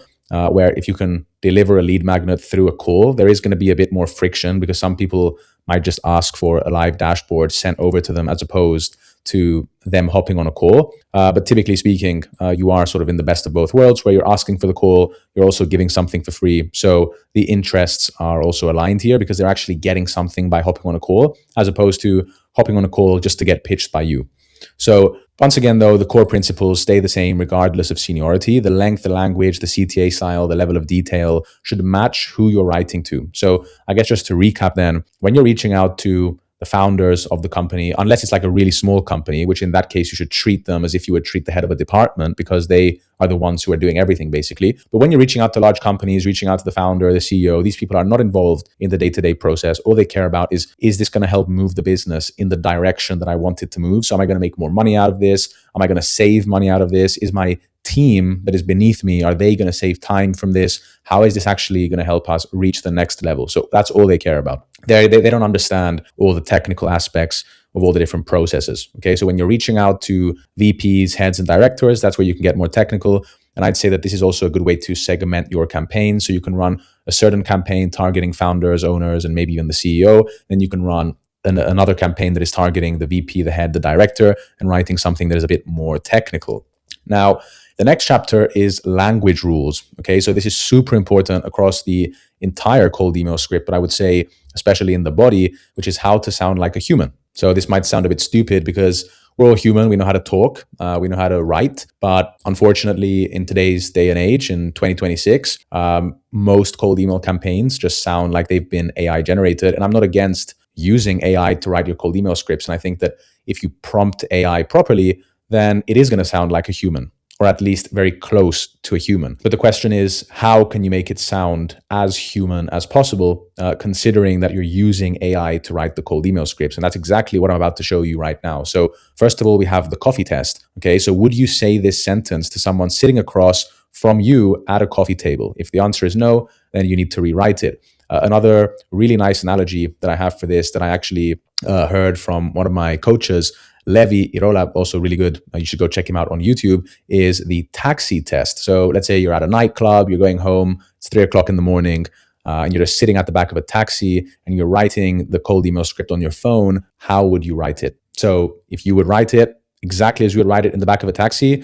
or exactly as you would say it face to face to someone at a coffee shop, then that's good to go. If not, you need to rewrite it. And I'm going to show you how to make it sound as human as possible. So first of all, we have write like you talk. Okay, so first of all, use contractions, super important. Your, can't, we've, doesn't. Never say you are or cannot. Okay, always use contractions. Sounds more human, more casual. And that's how 99% of people talk. So next, we have use short common words. So instead of saying acquire, you want to say get. Instead of saying facilitate, you want to say help. Instead of saying utilize, you want to say use. So use short common words. Don't use anything too complicated and fancy. Next, use dashes for casual breaks. Don't use semicolons. No filler phrases. So I just wanted to, I hope this finds you well. Things that we already discussed previously in the video that people know that you don't really care if they're well or not. You just want to sell your product. So you might as well just sell it and be as brief as possible. Next, we have no corporate language. So don't say innovative, cutting edge, leverage, synergy, robust, streamline. These are all words that are corporate. They don't mean anything. They're just fancy words that essentially add zero value to your cold email script. Then don't use any exclamation marks or punctuation marks except using a full stop or period, or even a question mark if you're asking a question. Next, really important, use the word you over I and we. So for every time you say I or we, you should have at least 2 you or your. Just count the pronouns. Your email should be about them, not about you. So typically speaking, if you read through your email script and it just says, hey, John, we can help you do XYZ. We recently helped this company do this. We have a really good process and I'd be more than happy to just build a cold email script for you from scratch. Then you use the word we and I way too much. Whereas if you say you or your more often than you say I or we, it's more likely that when the prospect is reading it, they're going to feel like it's about them. Okay, so really important. And then a couple of structure rules here for the body as well. 3 to 5 sentences from the opener to the CTA. Keep it under 100 words, maybe even 80 words, but excluding the PS line. Every sentence has to start on a new line. Don't start a new sentence on the same line. It will look more aesthetic and it's not going to look like a big chunk of text. Keep sentences to roughly 15, 25 words. Eliminate throwaway sentences that just restate what you already said. Eliminate hypotheticals. So never write, what if company name could have XYZ? Just say the offer as opposed to stating it like a hypothetical. And finally, be crispy. So be specific and concrete. And that is going to beat being vague and generic any day of the week. So every single time, detail creates credibility. Don't be vague. Every time you make a claim, you need to back it by something specific. When you make a claim, make sure it's a specific claim. Don't say, we can help you grow your business. Say, we can help you get a specific result in a time frame. And that way, it's going to feel a lot more tangible. Now, moving into a quite related topic, I'm going to give you 15 fluffy words and 14 buzzwords to completely eliminate and replace from your cold email scripts. And once I walk you through these, you'll see that there are a lot more words that are very similar to these that you might be using. And then you should basically just remove all those from your script. So 15 fluffy words to delete. If any of these appear in your email, delete them or replace them. Really, perhaps, breakthrough, well, basically, actually, better, best, like, insights, transform, end-to-end, world-class, robust, streamline. I think just by going through this list, you can tell that none of these words add any value. If I tell you I can help you streamline your operations, I can help you build a robust system, we have a world-class lead generation system, an end-to-end lead generation system, we can help you transform what you're doing right now, or our process is better, or it's the best, or we can actually help you do this. And they're just filler words that you don't need to have in your cold email scripts. And then we also have 14 buzzwords that you should just replace with plain English. So instead of saying circle back, you say follow up. Instead of move the needle, make a difference. Cutting edge is just new. World class is top tier. Get ducks in a row is get organized. 360-degree view is just a full picture. Bandwidth is just time. Your low-hanging fruit is just a quick win. Synergy, working together. Core competency, what you're good at. Open the kimono, be transparent, deep dive, closer look, put a pin in it, come back to it later. Rockstar, strong hire. Okay, so a lot of you might be using or you might not be using these buzzwords, but the point is here that I just gave you 15 and 14 examples here. In reality, there's probably around 500 of these words that shouldn't be in your cold email scripts. So you should just get the idea of the kind of words that we don't want in our cold email scripts. Things that are, first of all, corporate language. Okay, so world-class, streamline, and all these words that when you're just sending a casual cold email script to someone, or if you're at a coffee, just talking to a friend, you're probably not going to use these words.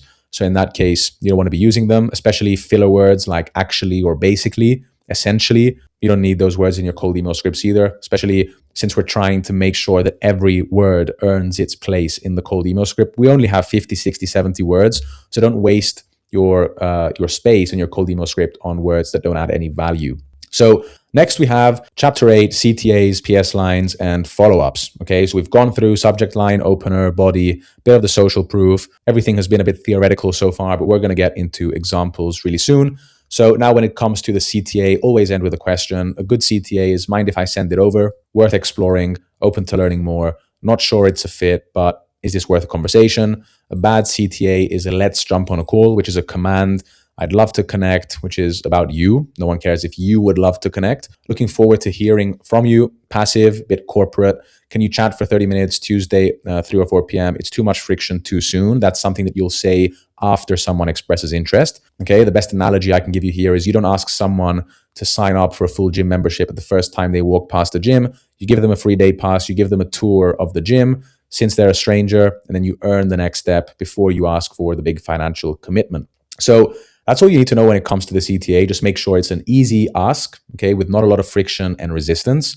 It's always a question, and it's a simple question. So you're only asking for one thing. So let's say you put together something custom for them. Just say, can I send it over?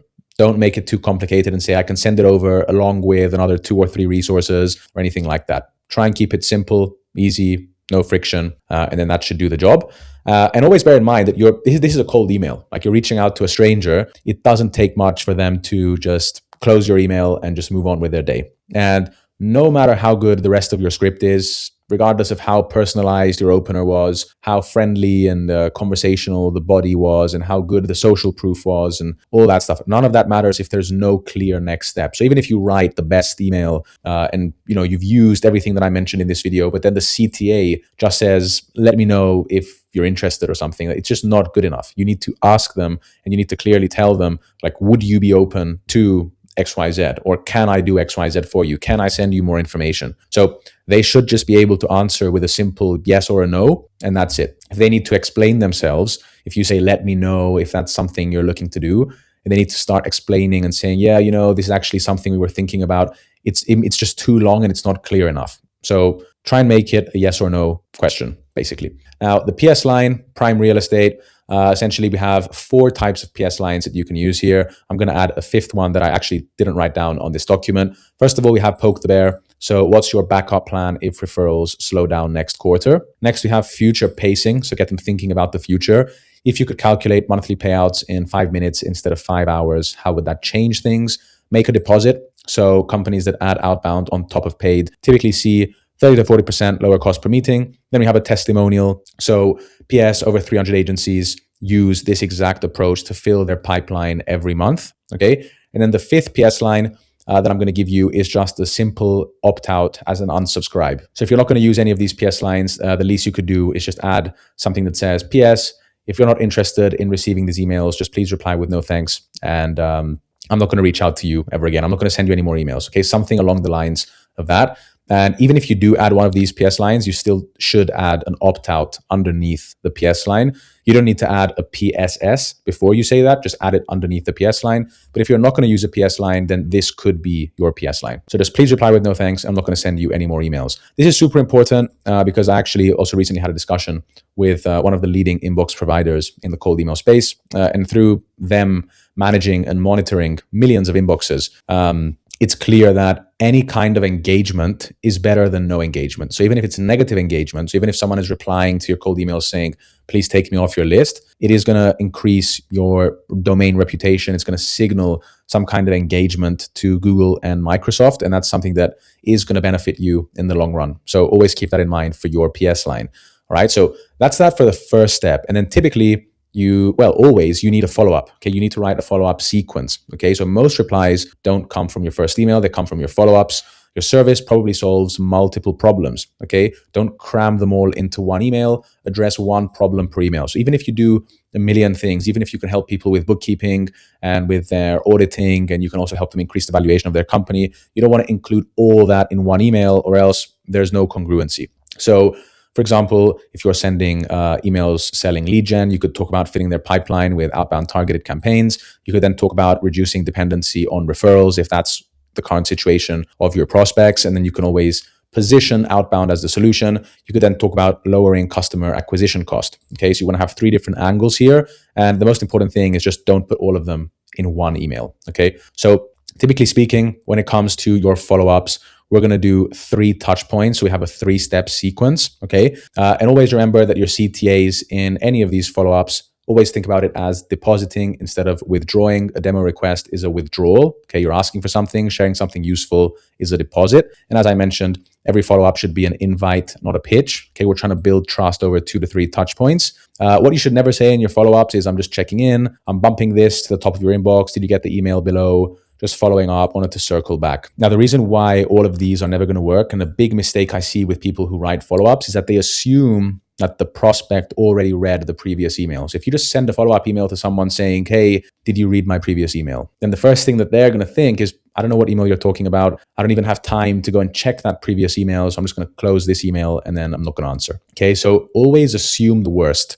Always assume that they don't know who you are. They don't know what you do. They haven't read your previous email. Even if you sent 5 emails, and don't assume that they read the previous one, okay? Every follow-up sequence is going to have a slightly different approach, and it's more than fine to say, hey, I've reached out a couple of times. However, you need to finish off the sentence by saying about XYZ. So even if it's your first follow-up, you want to say, hey, I contacted you a few days ago about XYZ. Don't just say, I'm just following up on my previous email. Okay, I'm just checking in on what I said a few days ago. No one knows what you're talking about. So always say, I've reached out a couple of times about helping company name build a predictable pipeline. Where do things stand? And then you can give them the lettered breakup email. So for example, A, this totally slipped off my radar, but let's talk about it. B, we're interested, not happening in the next few months. C, not for us, please stop emailing. D, and then they insert their answer here. Now, I don't think that you need to do it using the lettered breakup email. Even if you just say something along the lines of, hey, first name, I reached out a couple of times about helping company name build a predictable pipeline, but it seems like things are busy on your end.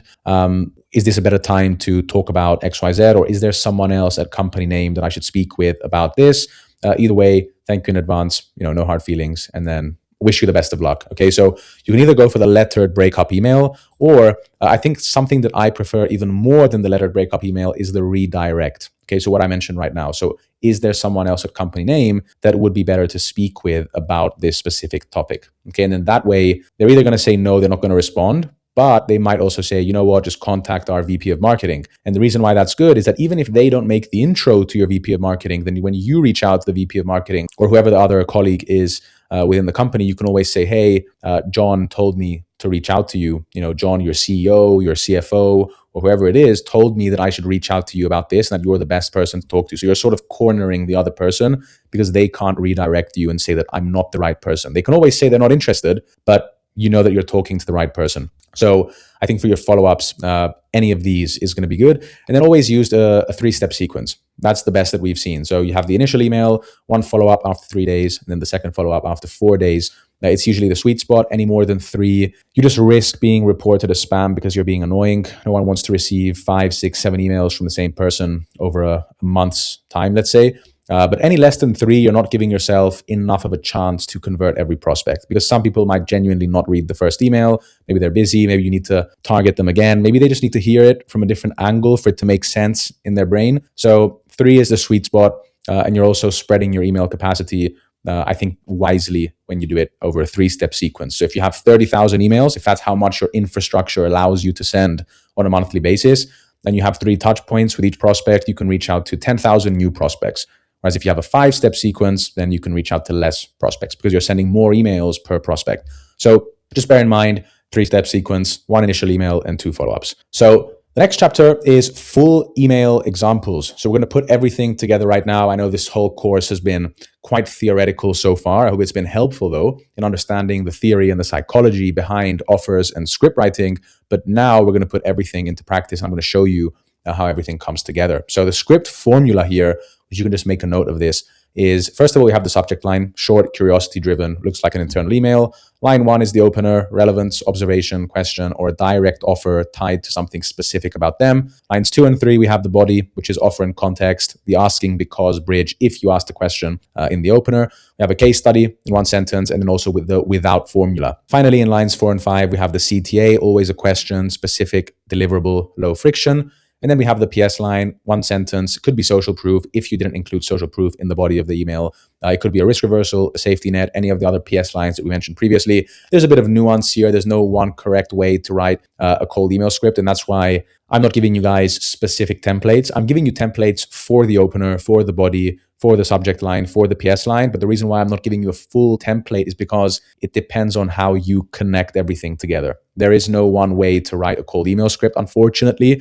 I know that the majority of you watching this would probably hope that there was a right way to do it. But if I show you all the scripts that we've used to generate a ton of positive responses, thousands of positive responses, every single one of those scripts had a different structure. Some of them started with a question, others with an observation, others just started with the case study if we had a lot of social proof.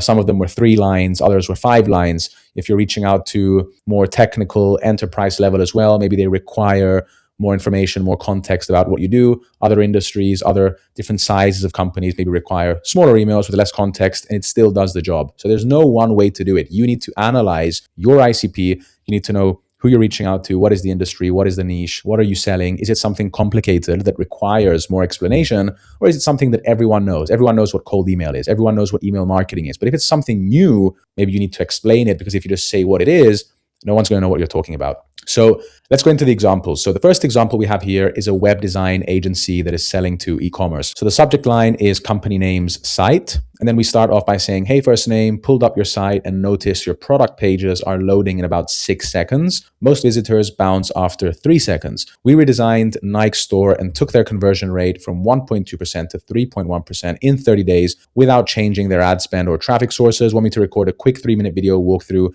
of what I changed on your site. PS, our last 4 redesigned clients saw an average 2.4% increase in conversion rate within the first 60 days. Okay, so here we're starting off with an observation. So we're saying I pulled your site and I noticed that basically your site is not loading. It's loading in 6 seconds, whereas most people bounce after 3. And then we're saying here that we redesigned another company's website and we basically designed it in a way that increased their conversions. There is a slight problem with this script, I would say, because the conversion rate is not directly related to the load speed. And I'm actually going to get into that in the next chapter, where I'm going to show you a better way to write this script. But point being is that we have here, hey, first name, observation that makes them feel that, okay, there's a problem with my website. So if there's a problem with their website, they're more open to hearing some kind of offer about how to fix their website. And then we have here the free lead magnet, sending them a video of what they'll change, and then also some social proof. Now, the next example is a SaaS targeting heads of marketing. So tracking at company name, first name, noticed you're running campaigns across Google, Meta, and LinkedIn. Are you able to see which channel is closing more deals? Asking because most marketing teams at your stage can't tie a single dollar of revenue back to a specific lead source. Nike's team went from "we think Google is working" to know exactly which sources drive results, allowing them to cut wasted ad spend by 34% in 4 weeks. Is this a gap you're actively trying to close right now? P.S. I can have a live dashboard mapped to your ad accounts ready in about 15 minutes on a call. So if I were to break this down, once again, this is a relevant observation. So I noticed something about your campaigns. I saw that you're on Google, you're on Meta, you're on LinkedIn. Are you able to see which channel is closing more deals? I'm not going to spend too much time analyzing this script because I'm going to bring it up later on. And plus, we've already analyzed it previously. And then example 3, fitness marketing for gym owners. So members for company name, hey first name, saw your reviews on Google, 4.8 stars with 200 plus reviews is rare for a gym in city. So clearly your members love what you're doing. Reaching out because we've built a gym growth system that consistently fills gyms like yours with 30 to 50 new members per month, or you don't pay. Want me to show you how it would work for company name. P.S. We're currently working with 11 independent gyms across the UK. Happy to connect you with any of them if you want a reference. So the reason why this one is good is because, first of all, we're showing them that we did our research on Google. Second, we're complimenting them. So 4.8 stars with 200 reviews is rare. We're adding a personalization variable here saying city. So we're calling out their location. And then we're just saying that I'm reaching out because we built the gym growth system that'll get you a desired result every single month, or you don't pay. We have a risk reversal here.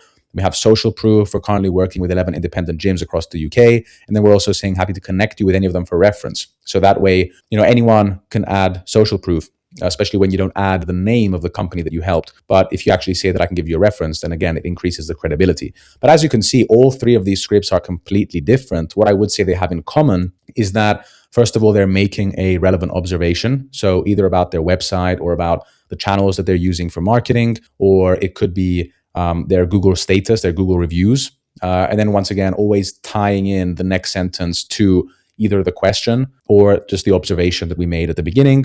All of them have some social proof here. And then a CTA that is easy to say yes to, or even a free lead magnet. Now, as you can tell, none of these emails sound like they were actually written with AI. They don't have any buzzwords.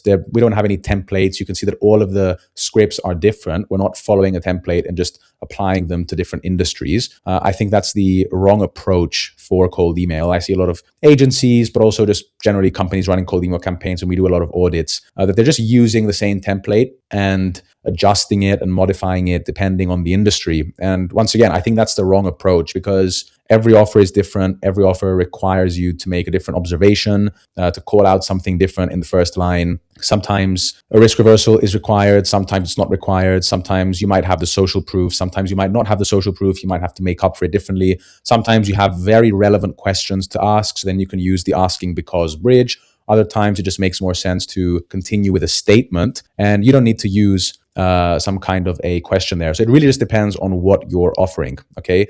Just make sure that it sounds human. Make sure that it's always relevant. You can see that sometimes you'll have some personalization. Sometimes you don't even need personalization. You can achieve relevance without personalization. So always keep that in mind when you're writing your cold email scripts. And one little nuance here that's worth mentioning is that at this day and age in 2026, most people know that cold emails are written with AI. I think it's not that big of an issue if it feels like it's AI written, as long as it's extremely relevant. So even if it does sound, or even if people do assume that it is a cold email and that it was written by AI, I think we've reached a point where as long as you can show relevance, credibility, specificity, and as long as you show that you understand what they're going through, you make a relevant observation, and you have a relevant offer, then it doesn't really matter if they know that it was written with AI or not. We send 500,000 emails at least every single month.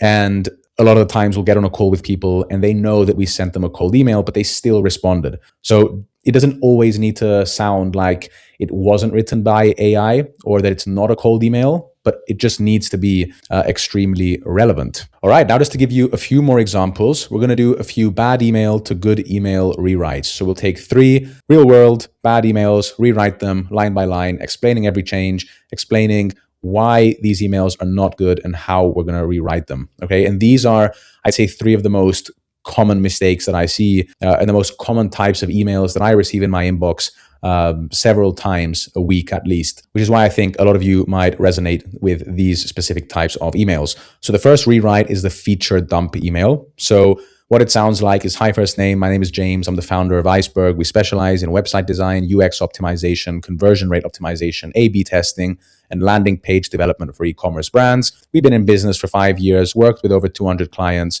We use the latest technologies and our team has decades of combined experience. I'd love to schedule a 30-minute call to discuss how we can help company name grow. Best regards, James. So there's a couple of things that are wrong with this script. So first of all, it starts off by saying, my name is James. And the general rule here is you always need to lead with them and not with you. No one cares if your name is James. Plus, you end the email saying, best regards, James. So you don't need to mention it again. Second, we have a feature list instead of an outcome. So you're just saying, I'm the founder here, and this is what we do. We specialize in 10 different things, which again, no one cares about what you do. You haven't mentioned how you can actually help that person. So once again, these are all your swords, but you didn't mention the actual superpower, which is the offer. So as a result of you specializing in website design, UX optimization, conversion rate optimization, how am I, the prospect, going to benefit from your expertise? Next, we've been in business for 5 years. The prospect doesn't care how many years you've been doing this. We use the latest technologies, decades of combined experience. It's just corporate language, and you're just complimenting yourself. Then the CTA asks for 30 minutes. Generally speaking, the only time where it makes sense to mention how many minutes the call is going to be is if it's less than 15. Anything more than 15 is too big of a commitment. Second of all, this is not a question. It just says, I'd love to schedule a 30-minute call. Second, there's no PS line, no connection to a specific situation. And it's essentially just 80 words approximately that are completely focused on who James is, what James does, what his business does, nothing about the client, no observations. And we've already gone through 3 pretty good examples before this one, and you can already see the difference between an email that talks about what we noticed about the prospect and an email that just wants to say, this is what we do. Okay. And from experience, if you run a cold email agency, sometimes it is a bit hard to pass this message across to your clients, especially when they truly believe that they have a really good product, a really good company. And then you just tell them that, if we're going to write cold email scripts, we're not going to talk about your company. No one cares about your company. And sometimes it's a bit of an ego hit. But once again, if you're running a cold email agency, or even if you're in-house and you're using cold email for your own business, then you need to just sort of set the ego aside and understand that people receive a ton of emails every single week, and they truly just couldn't care less about all the different services that you offer. The only thing that they want to know is how you can use those services to make their life better and how to grow their business. Okay, so if we were to rewrite this, going back to the previous example, hey, first name, pulled up your site, notice your product pages are loading in about 6 seconds. Most visitors bounce after 3.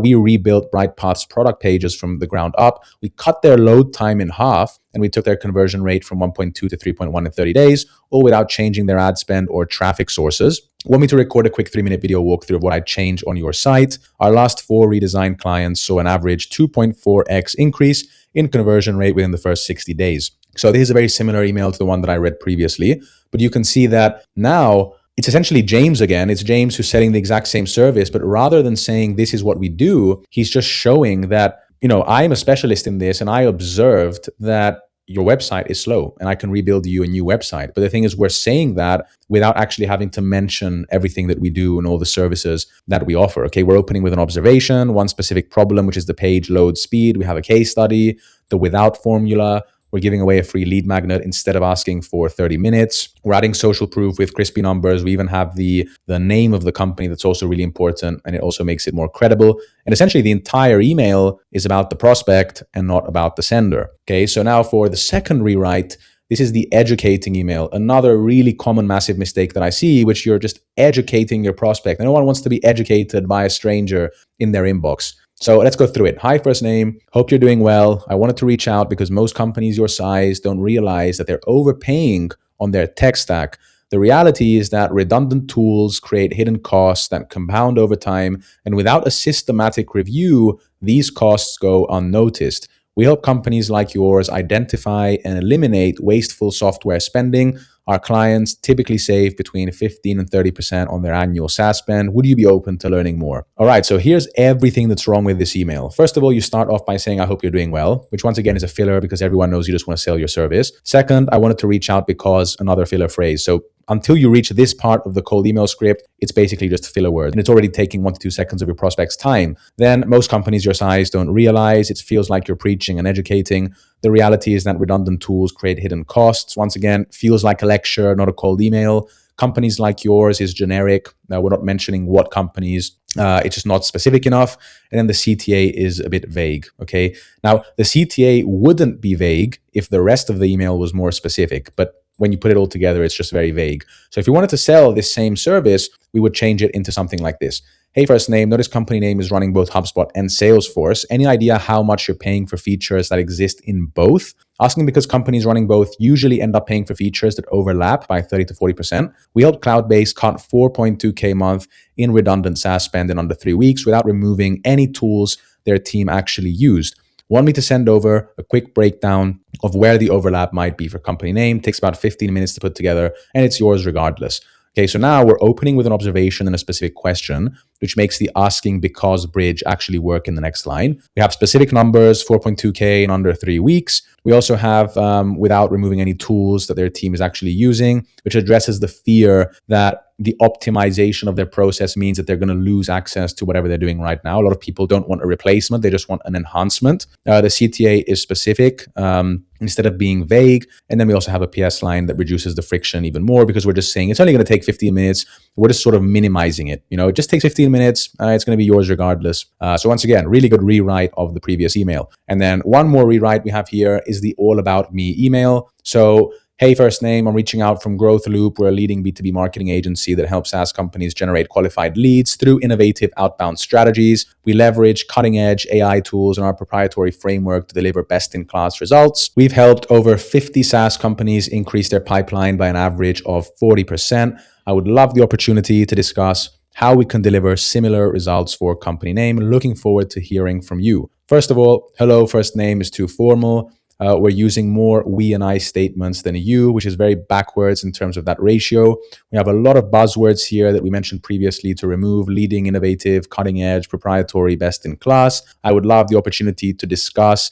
Once again, it's not about what you want, it's about what the prospect wants. Looking forward to hearing from you. Just a waste of space. It's not going to make any difference, not adding any value to the cold email script. There's no observation, no question, no connection to the prospect situation.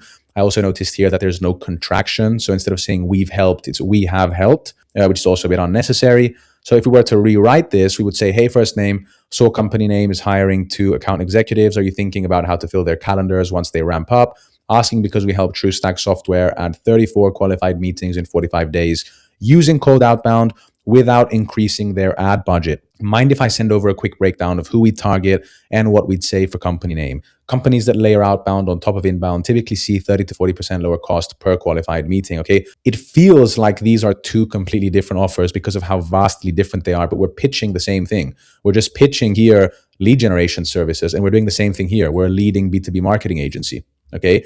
So what we changed here is that we're opening with their hiring situation, not our credentials, 0 buzzwords. We're passing the coffee test. The case study is 1 sentence with specific numbers. We have the without formula. The CTA is a question with a specific deliverable. You and your appear more than we and I. And the PS also adds a useful stat instead of repeating the pitch. Okay, so the pattern across all 3 of the rewrites we have here is the same. We're deleting everything about ourselves. And once again, whether you're a cold email agency writing emails on behalf of your clients or whether you're writing emails for yourself, you need to delete everything about yourself. Stop talking about yourself.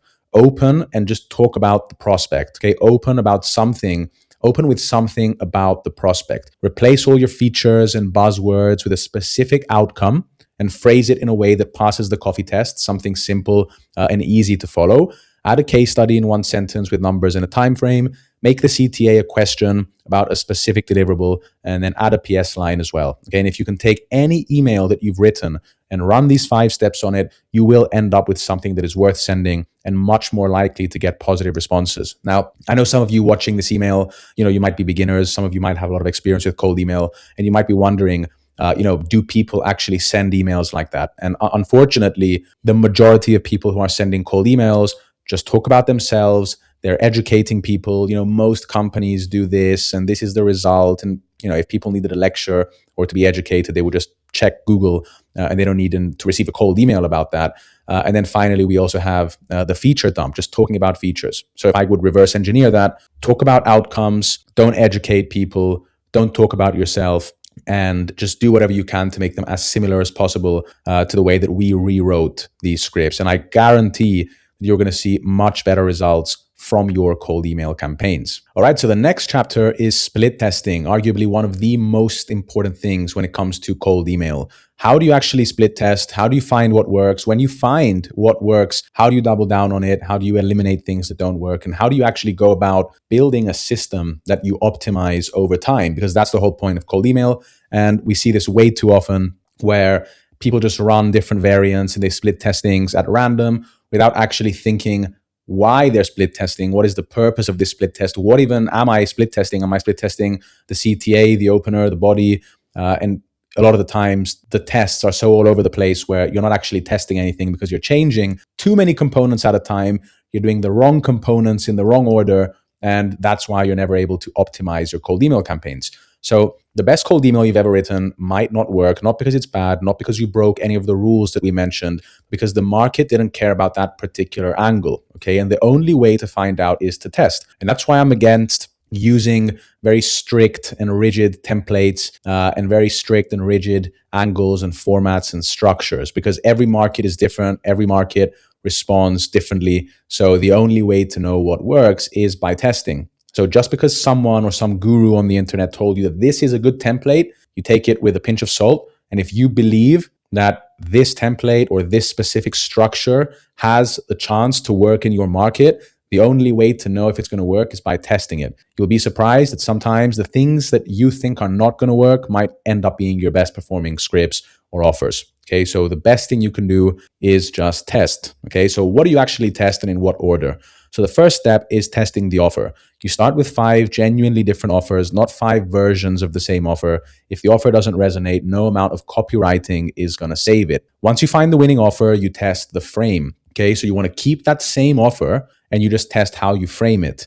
Different angles for different sub audiences. And finally, the last thing you want to test is your CTA. So once you found the winning offer with the winning frame, you want to test the call to action. Should I give away a free lead magnet? Do I go direct to a call? Do I give away a free resource, a video walkthrough, an audit? So the whole script and the frame and the offer stays the same. The only thing that changes is, do you want to see a quick video explaining further? Can I send you XYZ resource that might help you get a better understanding of what we do? Are you interested in just hopping on a call right off the bat? Can I make a free script for you, a free website for you? How exactly am I going to pitch this? So what should the CTA be? Okay. So if I were to sort of recap that and put it into the simplest words possible, is that you test the offer. After you test the offer, you test the framing of the offer. And then after you solidify the framing of the offer as well, that's when you start testing more specific components like the CTA. But there's no point in testing the frame and the offer and the CTA all at the same time before you validated anything.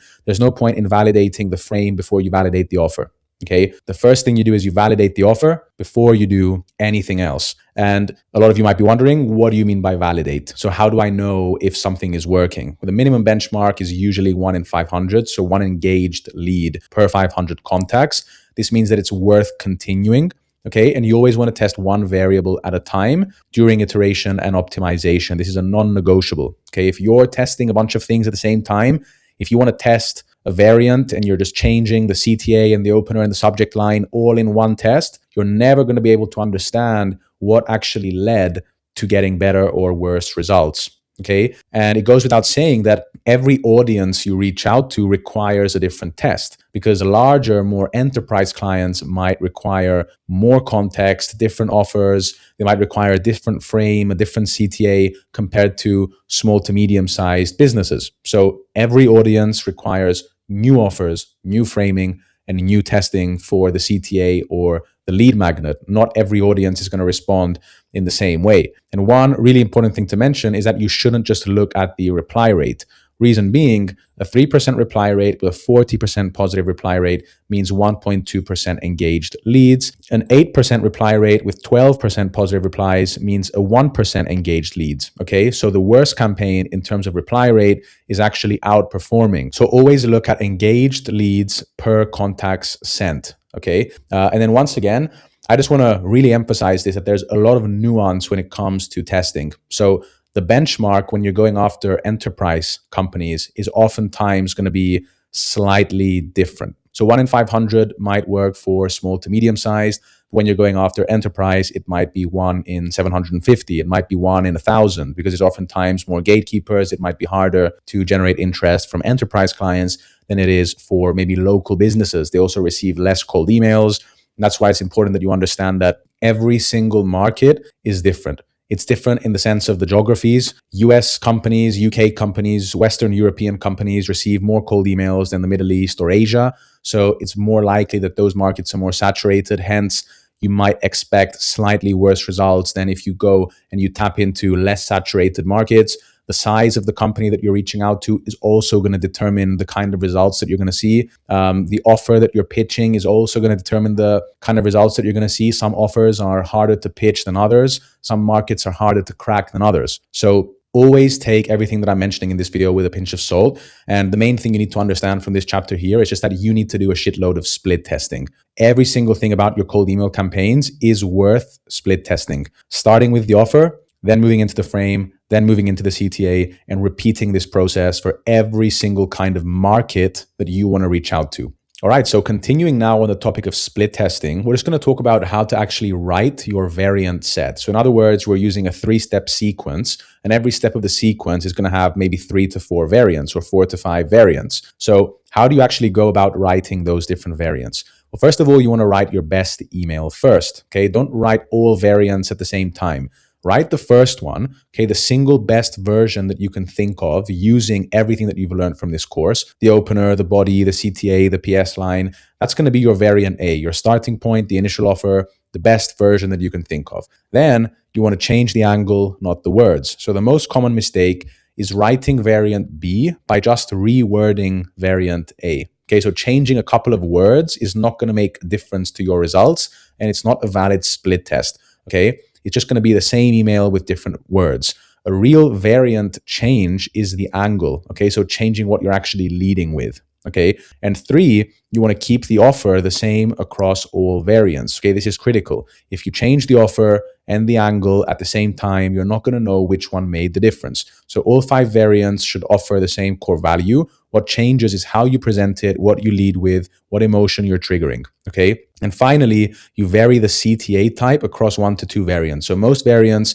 will keep the same CTA. For 1 or 2 of them, you can change the CTA type. Okay, so first of all, you do the offer. When you're changing the angles, you keep the offer the same. And once you validate the offer and the frame, you change the CTA. So you keep some of the CTAs the same, you modify some of the other CTAs, and you see if there's a difference in results. Okay. And a couple of angles that you can rotate through are the pain angle. So leading with the problem. Do you know how many visitors leave your site before they see the pricing page? We could have the result angle. So we help BrightPath increase their conversion rate from 1.2% to 3.1% in 30 days. The signal angle, so leading with something that you noticed about them. I noticed that your product pages are loading in about 6 seconds. The social proof angle. So 127 e-commerce brands have used this approach to increase conversions. And the direct offer angle. So you just skip the build up, go straight to the offer. Would it help if someone showed you exactly which pages on your site are losing you customers? Now, one really important thing to mention about the result angle and the social proof angle is that you should only include the name of the company you helped if it's in the same industry as the people that you're targeting. Okay, so if you're reaching out to plumbers and you don't have a plumbing case study, it's not worth mentioning the name of a company that sells marketing services. Okay, what is better to do in that case is that if you've helped, for example, 50 companies with your service, you're better off just mentioning the number of companies that you've helped. So for example, 127 brands or 127 companies that we've worked with, for example, as opposed to saying we help specific company in a completely unrelated industry to yours achieve XYZ result. People are going to place more value on the quantity of businesses that you've helped rather than one name from a completely unrelated industry. So always make sure that if you're including the name of the company, it's a name that if they search up that company can be relevant to whatever company the prospect is running. Okay. So each angle hits a different psychological trigger. Pain loss triggers loss aversion. Results trigger aspiration. Signals trigger this person did their research. Social proof triggers herd behavior. Direct offers trigger curiosity about the mechanism. Now, the next chapter is Spintax and spam words, which at the time of recording this video is one of the most important chapters, once again, in this entire video. And this is going to help you from a deliverability perspective. Okay, so I know we said this is a script writing and offer creation course, and this does have to do with your scripts. The only difference is that this is not going to help you get more responses as a result of writing a good script. This is going to help you with landing in the primary inbox, but it is something that you need to do when you're writing your scripts, which is why it's in this course. Okay. So what is Spintax? Why does it matter? So when you send the exact same email to 1,000 people in the same day or in the same week, email providers like Google and Outlook are going to see it. Okay. They track text patterns. So if 500 emails go out from one inbox containing identical text, it's going to look like a massive blast because it basically is one. And Spintax is going to solve that problem. So Spintax essentially is creating natural variations of your email script so that every send is slightly different. And I'm going to show you exactly what that is. And this is a non-negotiable. So before you launch your next cold email campaign after you watch this video, you need to add Spintax exactly like I'm about to show you right now if you want to be covered from a deliverability perspective. And it goes without saying that if anyone watching this video has data that proves otherwise and that you shouldn't be using Spintax, then by all means, send me all the data that you have and show me that Spintax is not a non-negotiable. But from the data that we've been gathering, Spintax is a non-negotiable and you absolutely need to be using it. Okay, so without Spintax, you might say something along the lines of, hey, first name, notice company name is hiring a sales rep. Are you thinking about how to keep their calendar full once they start? Asking because we help SaaS companies book 10 to 15 qualified meetings per month through outbound without increasing ad spend. Open to exploring this? So now with Spintax, we're not changing the script. We're just adding these curly brackets, as you can see here, where the format is option 1, option 2, option 3. So what this means is that if you're using a sequencer like SmartLead, Instantly, or Email Bison, and I think each of these sequencers has a different format for how you should be using Spintax, but at least in SmartLead, this is how we're using Spintax. Where, for example, instead of saying, hey, first name, we're saying, hey, and then we're putting a vertical line, hi, and then we have the 2 curly brackets on either side. And what this means is that every time SmartLead sends this cold email script to a prospect, it's going to alternate between hey and hi. Now, one very important detail here is that when you add 2 curly brackets on either side of the word, it's going to be a personalization variable. So it's going to alternate it with any columns that you have mapped in your CSV file. But if you include 1 curly bracket on each side, that's going to be Spintax. So we say, hey, hi, first name, noticed or saw company name is hiring or bringing on a sales rep, a new salesperson. So as you can see, it's basically saying exactly the same thing, but we're just alternating the words. Are you thinking about or are you planning how to keep their calendar full or how to fill their pipeline once they start or once they ramp up? Asking because we help SaaS companies book or generate 10 to 15 or 12 to 15 qualified meetings or demos per month through outbound without increasing or raising ad spend or your ad budget. Open to exploring this, open to learning more. Would that be worth exploring? This is exactly the same script. The only difference is that now your sequencer is going to be alternating between all these different variants and alternatives, basically, of saying the same thing, just so that you're covered from a deliverability perspective. So you don't have the same email script that is basically identical going out from the same inbox 15 times a day. And then another really important thing that you need to do that is also going to help you with deliverability is you need to remove spam words from your scripts. Okay, a really good spam word checker that you should be using is emailguard.io. We've now built our own custom in-house spam word checkers, but I would say that emailguard.io is a very good spam word checker that you should be using, where you can just basically copy your script, paste it into their spam word checker, and it's going to tell you how many spam words you have. So I just put a few here for you that are the obvious ones, but there are hundreds of spam words that shouldn't be in your cold email campaigns. So I'll just go through a few here. For example, free, guarantee, guaranteed, risk-free, no cost, limited time, urgent, immediately, last chance, exclusive, bonus, cheap, the $3 signs, click here, buy now, order now, subscribe, apply now. Just pause the video, write all these down basically, and don't include any of these in your cold email scripts because they are going to really increase the chances of you getting marked as spam, which obviously if you're sending cold email campaigns, then you don't want that to happen. So make sure that you don't include any of these spam words. And then the best thing you can do here is just when you write your cold email script, add the Spintax first. And then after you add the Spintax, copy it, paste it into emailguard.io. It's going to let you know how many spam words you have. And then basically just remove those from your cold email scripts. Now, as I mentioned in the beginning of this video, the final thing we're going to go through is your pre-send checklist. So every single time you finish writing a set of scripts, you want to run that set of scripts through this final pre-send checklist. And then once you go through this checklist and you're happy with all the boxes that you've ticked off, then you can launch your campaigns. So we'll just go through this once together. And then I recommend that you just write all these down and you follow this for all of the campaigns that you are to run in the future. So in terms of your offer, is the offer a specific outcome, not a vague promise? Does it include a time frame? Is it tied to the prospect's specific situation? Is it believable? Does it pass the what can they do test? Have you used the without formula where it fits? So if your offer meets this criteria, it's most likely going to be good. In terms of the subject line, is it under 6 words? Does it sound like an internal email that a colleague would send to another colleague? Does it avoid quick question and other overused patterns? Does it create curiosity rather than summarize the email or sell the email basically through the subject line? In terms of the language check, does every sentence pass the coffee test?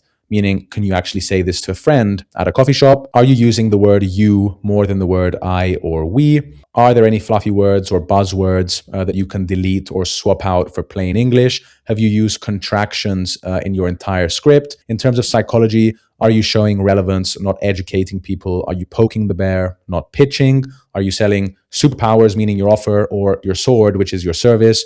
Does the email end on a high note? Have you lowered the zone of resistance? Then in terms of your structure, is each email 3 to 5 sentences plus the PS line? Is it under 100 words, not including the PS line? Does every sentence start on a new line? Is the PS line one sentence only? Can the full email be read on a phone screen without scrolling? In terms of quality, is there any sentence you could delete without losing the meaning? If you delete an entire sentence from your cold email script and the meaning of the script is exactly the same, it means that that sentence added 0 value. Is the case study 1 sentence max? Does the CTA end with a question mark? Is the CTA specific about what the prospect will get? Does it sound like a human wrote it, not AI? Have you read the entire email out loud and are you happy with it? Have you taken at least 2 editing passes? Now, one suggestion I have when it comes to writing your scripts is don't write the entire sequence in one go. Write the first step of the sequence, or maybe write the entire sequence, but just write it once. Don't make any modifications. Leave it sit there and go check it again a few hours later or even the next day. Then, depending on what you did the previous day, either finish the sequence or just read through it, make some initial modifications, and then once again, just leave it sit there and go and read it again the next day. The reason why this is so important is because you'll notice that every time you read the script, after you sleep on it, after you think about it, and after you just read it again with a fresh eye and a fresh perspective, you'll notice that there are gonna be a lot of things that you want to change that you don't really make sense, you don't really like the sound of. But if you just write the entire thing in one go, then you just won't be able to analyze it, I guess, from a more objective perspective. Okay. And this has happened to me many, many times where I just wrote the script entirely, launched the campaign, and then just read what I wrote a few days later. And I don't know how I even thought about launching such a campaign. Okay. So always make sure that you have a more structured process for writing your scripts and don't rush to write the script entirely, as fast as possible. Spend some time, go sleep on it, go to the gym, go revisit it, and then just read it again, basically. Then we have the technical check. Has Spintax been added to every email in the sequence? Do all Spintax combinations produce grammatically correct sentences? This is also extremely important. So a lot of the times you'll add Spintax and you have to make sure that all the variations for every word that you've changed make sense with all the variations from every other word in the script. Because what you'll notice, especially if you get ChatGPT to do this for you and you put it into chat and you say add Spintax, or if you use any of those ready-made, pre-made Spintax generators, what you'll see is that sometimes not all of the variations are going to make sense with all of the variations. Okay, so just make sure that once you read through the Spintax version, everything makes sense. Okay, make sure that all the words make sense with all the words in all the sentences. Then have you run a spam word check? Make sure that you remove those spam words. As I said, it's not just the spam words that I included in this document. There's more spam words that you need to remove. Are there any links in your email? Remove them. Obviously, don't track your open rates and your click-through rates as well. In terms of split testing, do you have at least 3 to 5 variants for your first email? Are you testing the offer first before testing individual components? Do you know your success benchmark? And essentially, do you have a 3-step email sequence? Okay, so that's it for the entire course. You now know exactly how to build offers for cold email. You know how to make them specific, believable, and tied to real problems. We went through your pre-writing process, so how to do the research and everything that you need to do, all the information that you need to gather before you start writing your cold email scripts.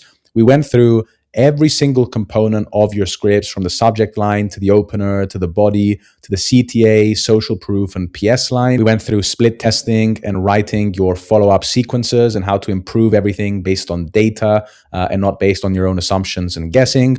And finally, we also covered the scripts from a deliverability perspective to prepare for sending, meaning Spintax, spam words, and also your final checklist. So now you have everything you need. Go and build your offers, write your scripts, test them, and let the market tell you what is working. Okay, don't make any assumptions. Anytime you feel that you need to test something and you're not sure if it's going to work, the only way to know if it's going to work is by testing. And the more you test, the better understanding you're going to have of what your market wants. And then that's how you go about fine-tuning and optimizing and building a cold email system that consistently produces the results that you're looking for. So thank you for going through this course. I hope you found it helpful. If you did, please let me know by leaving a like, a comment, and subscribe if you want to see more videos like this. If you run an agency or a B2B company and you're doing more than 50K a month, but you don't want to do any of the work that I mentioned in this video yourself, and you'd much rather just have a team of experts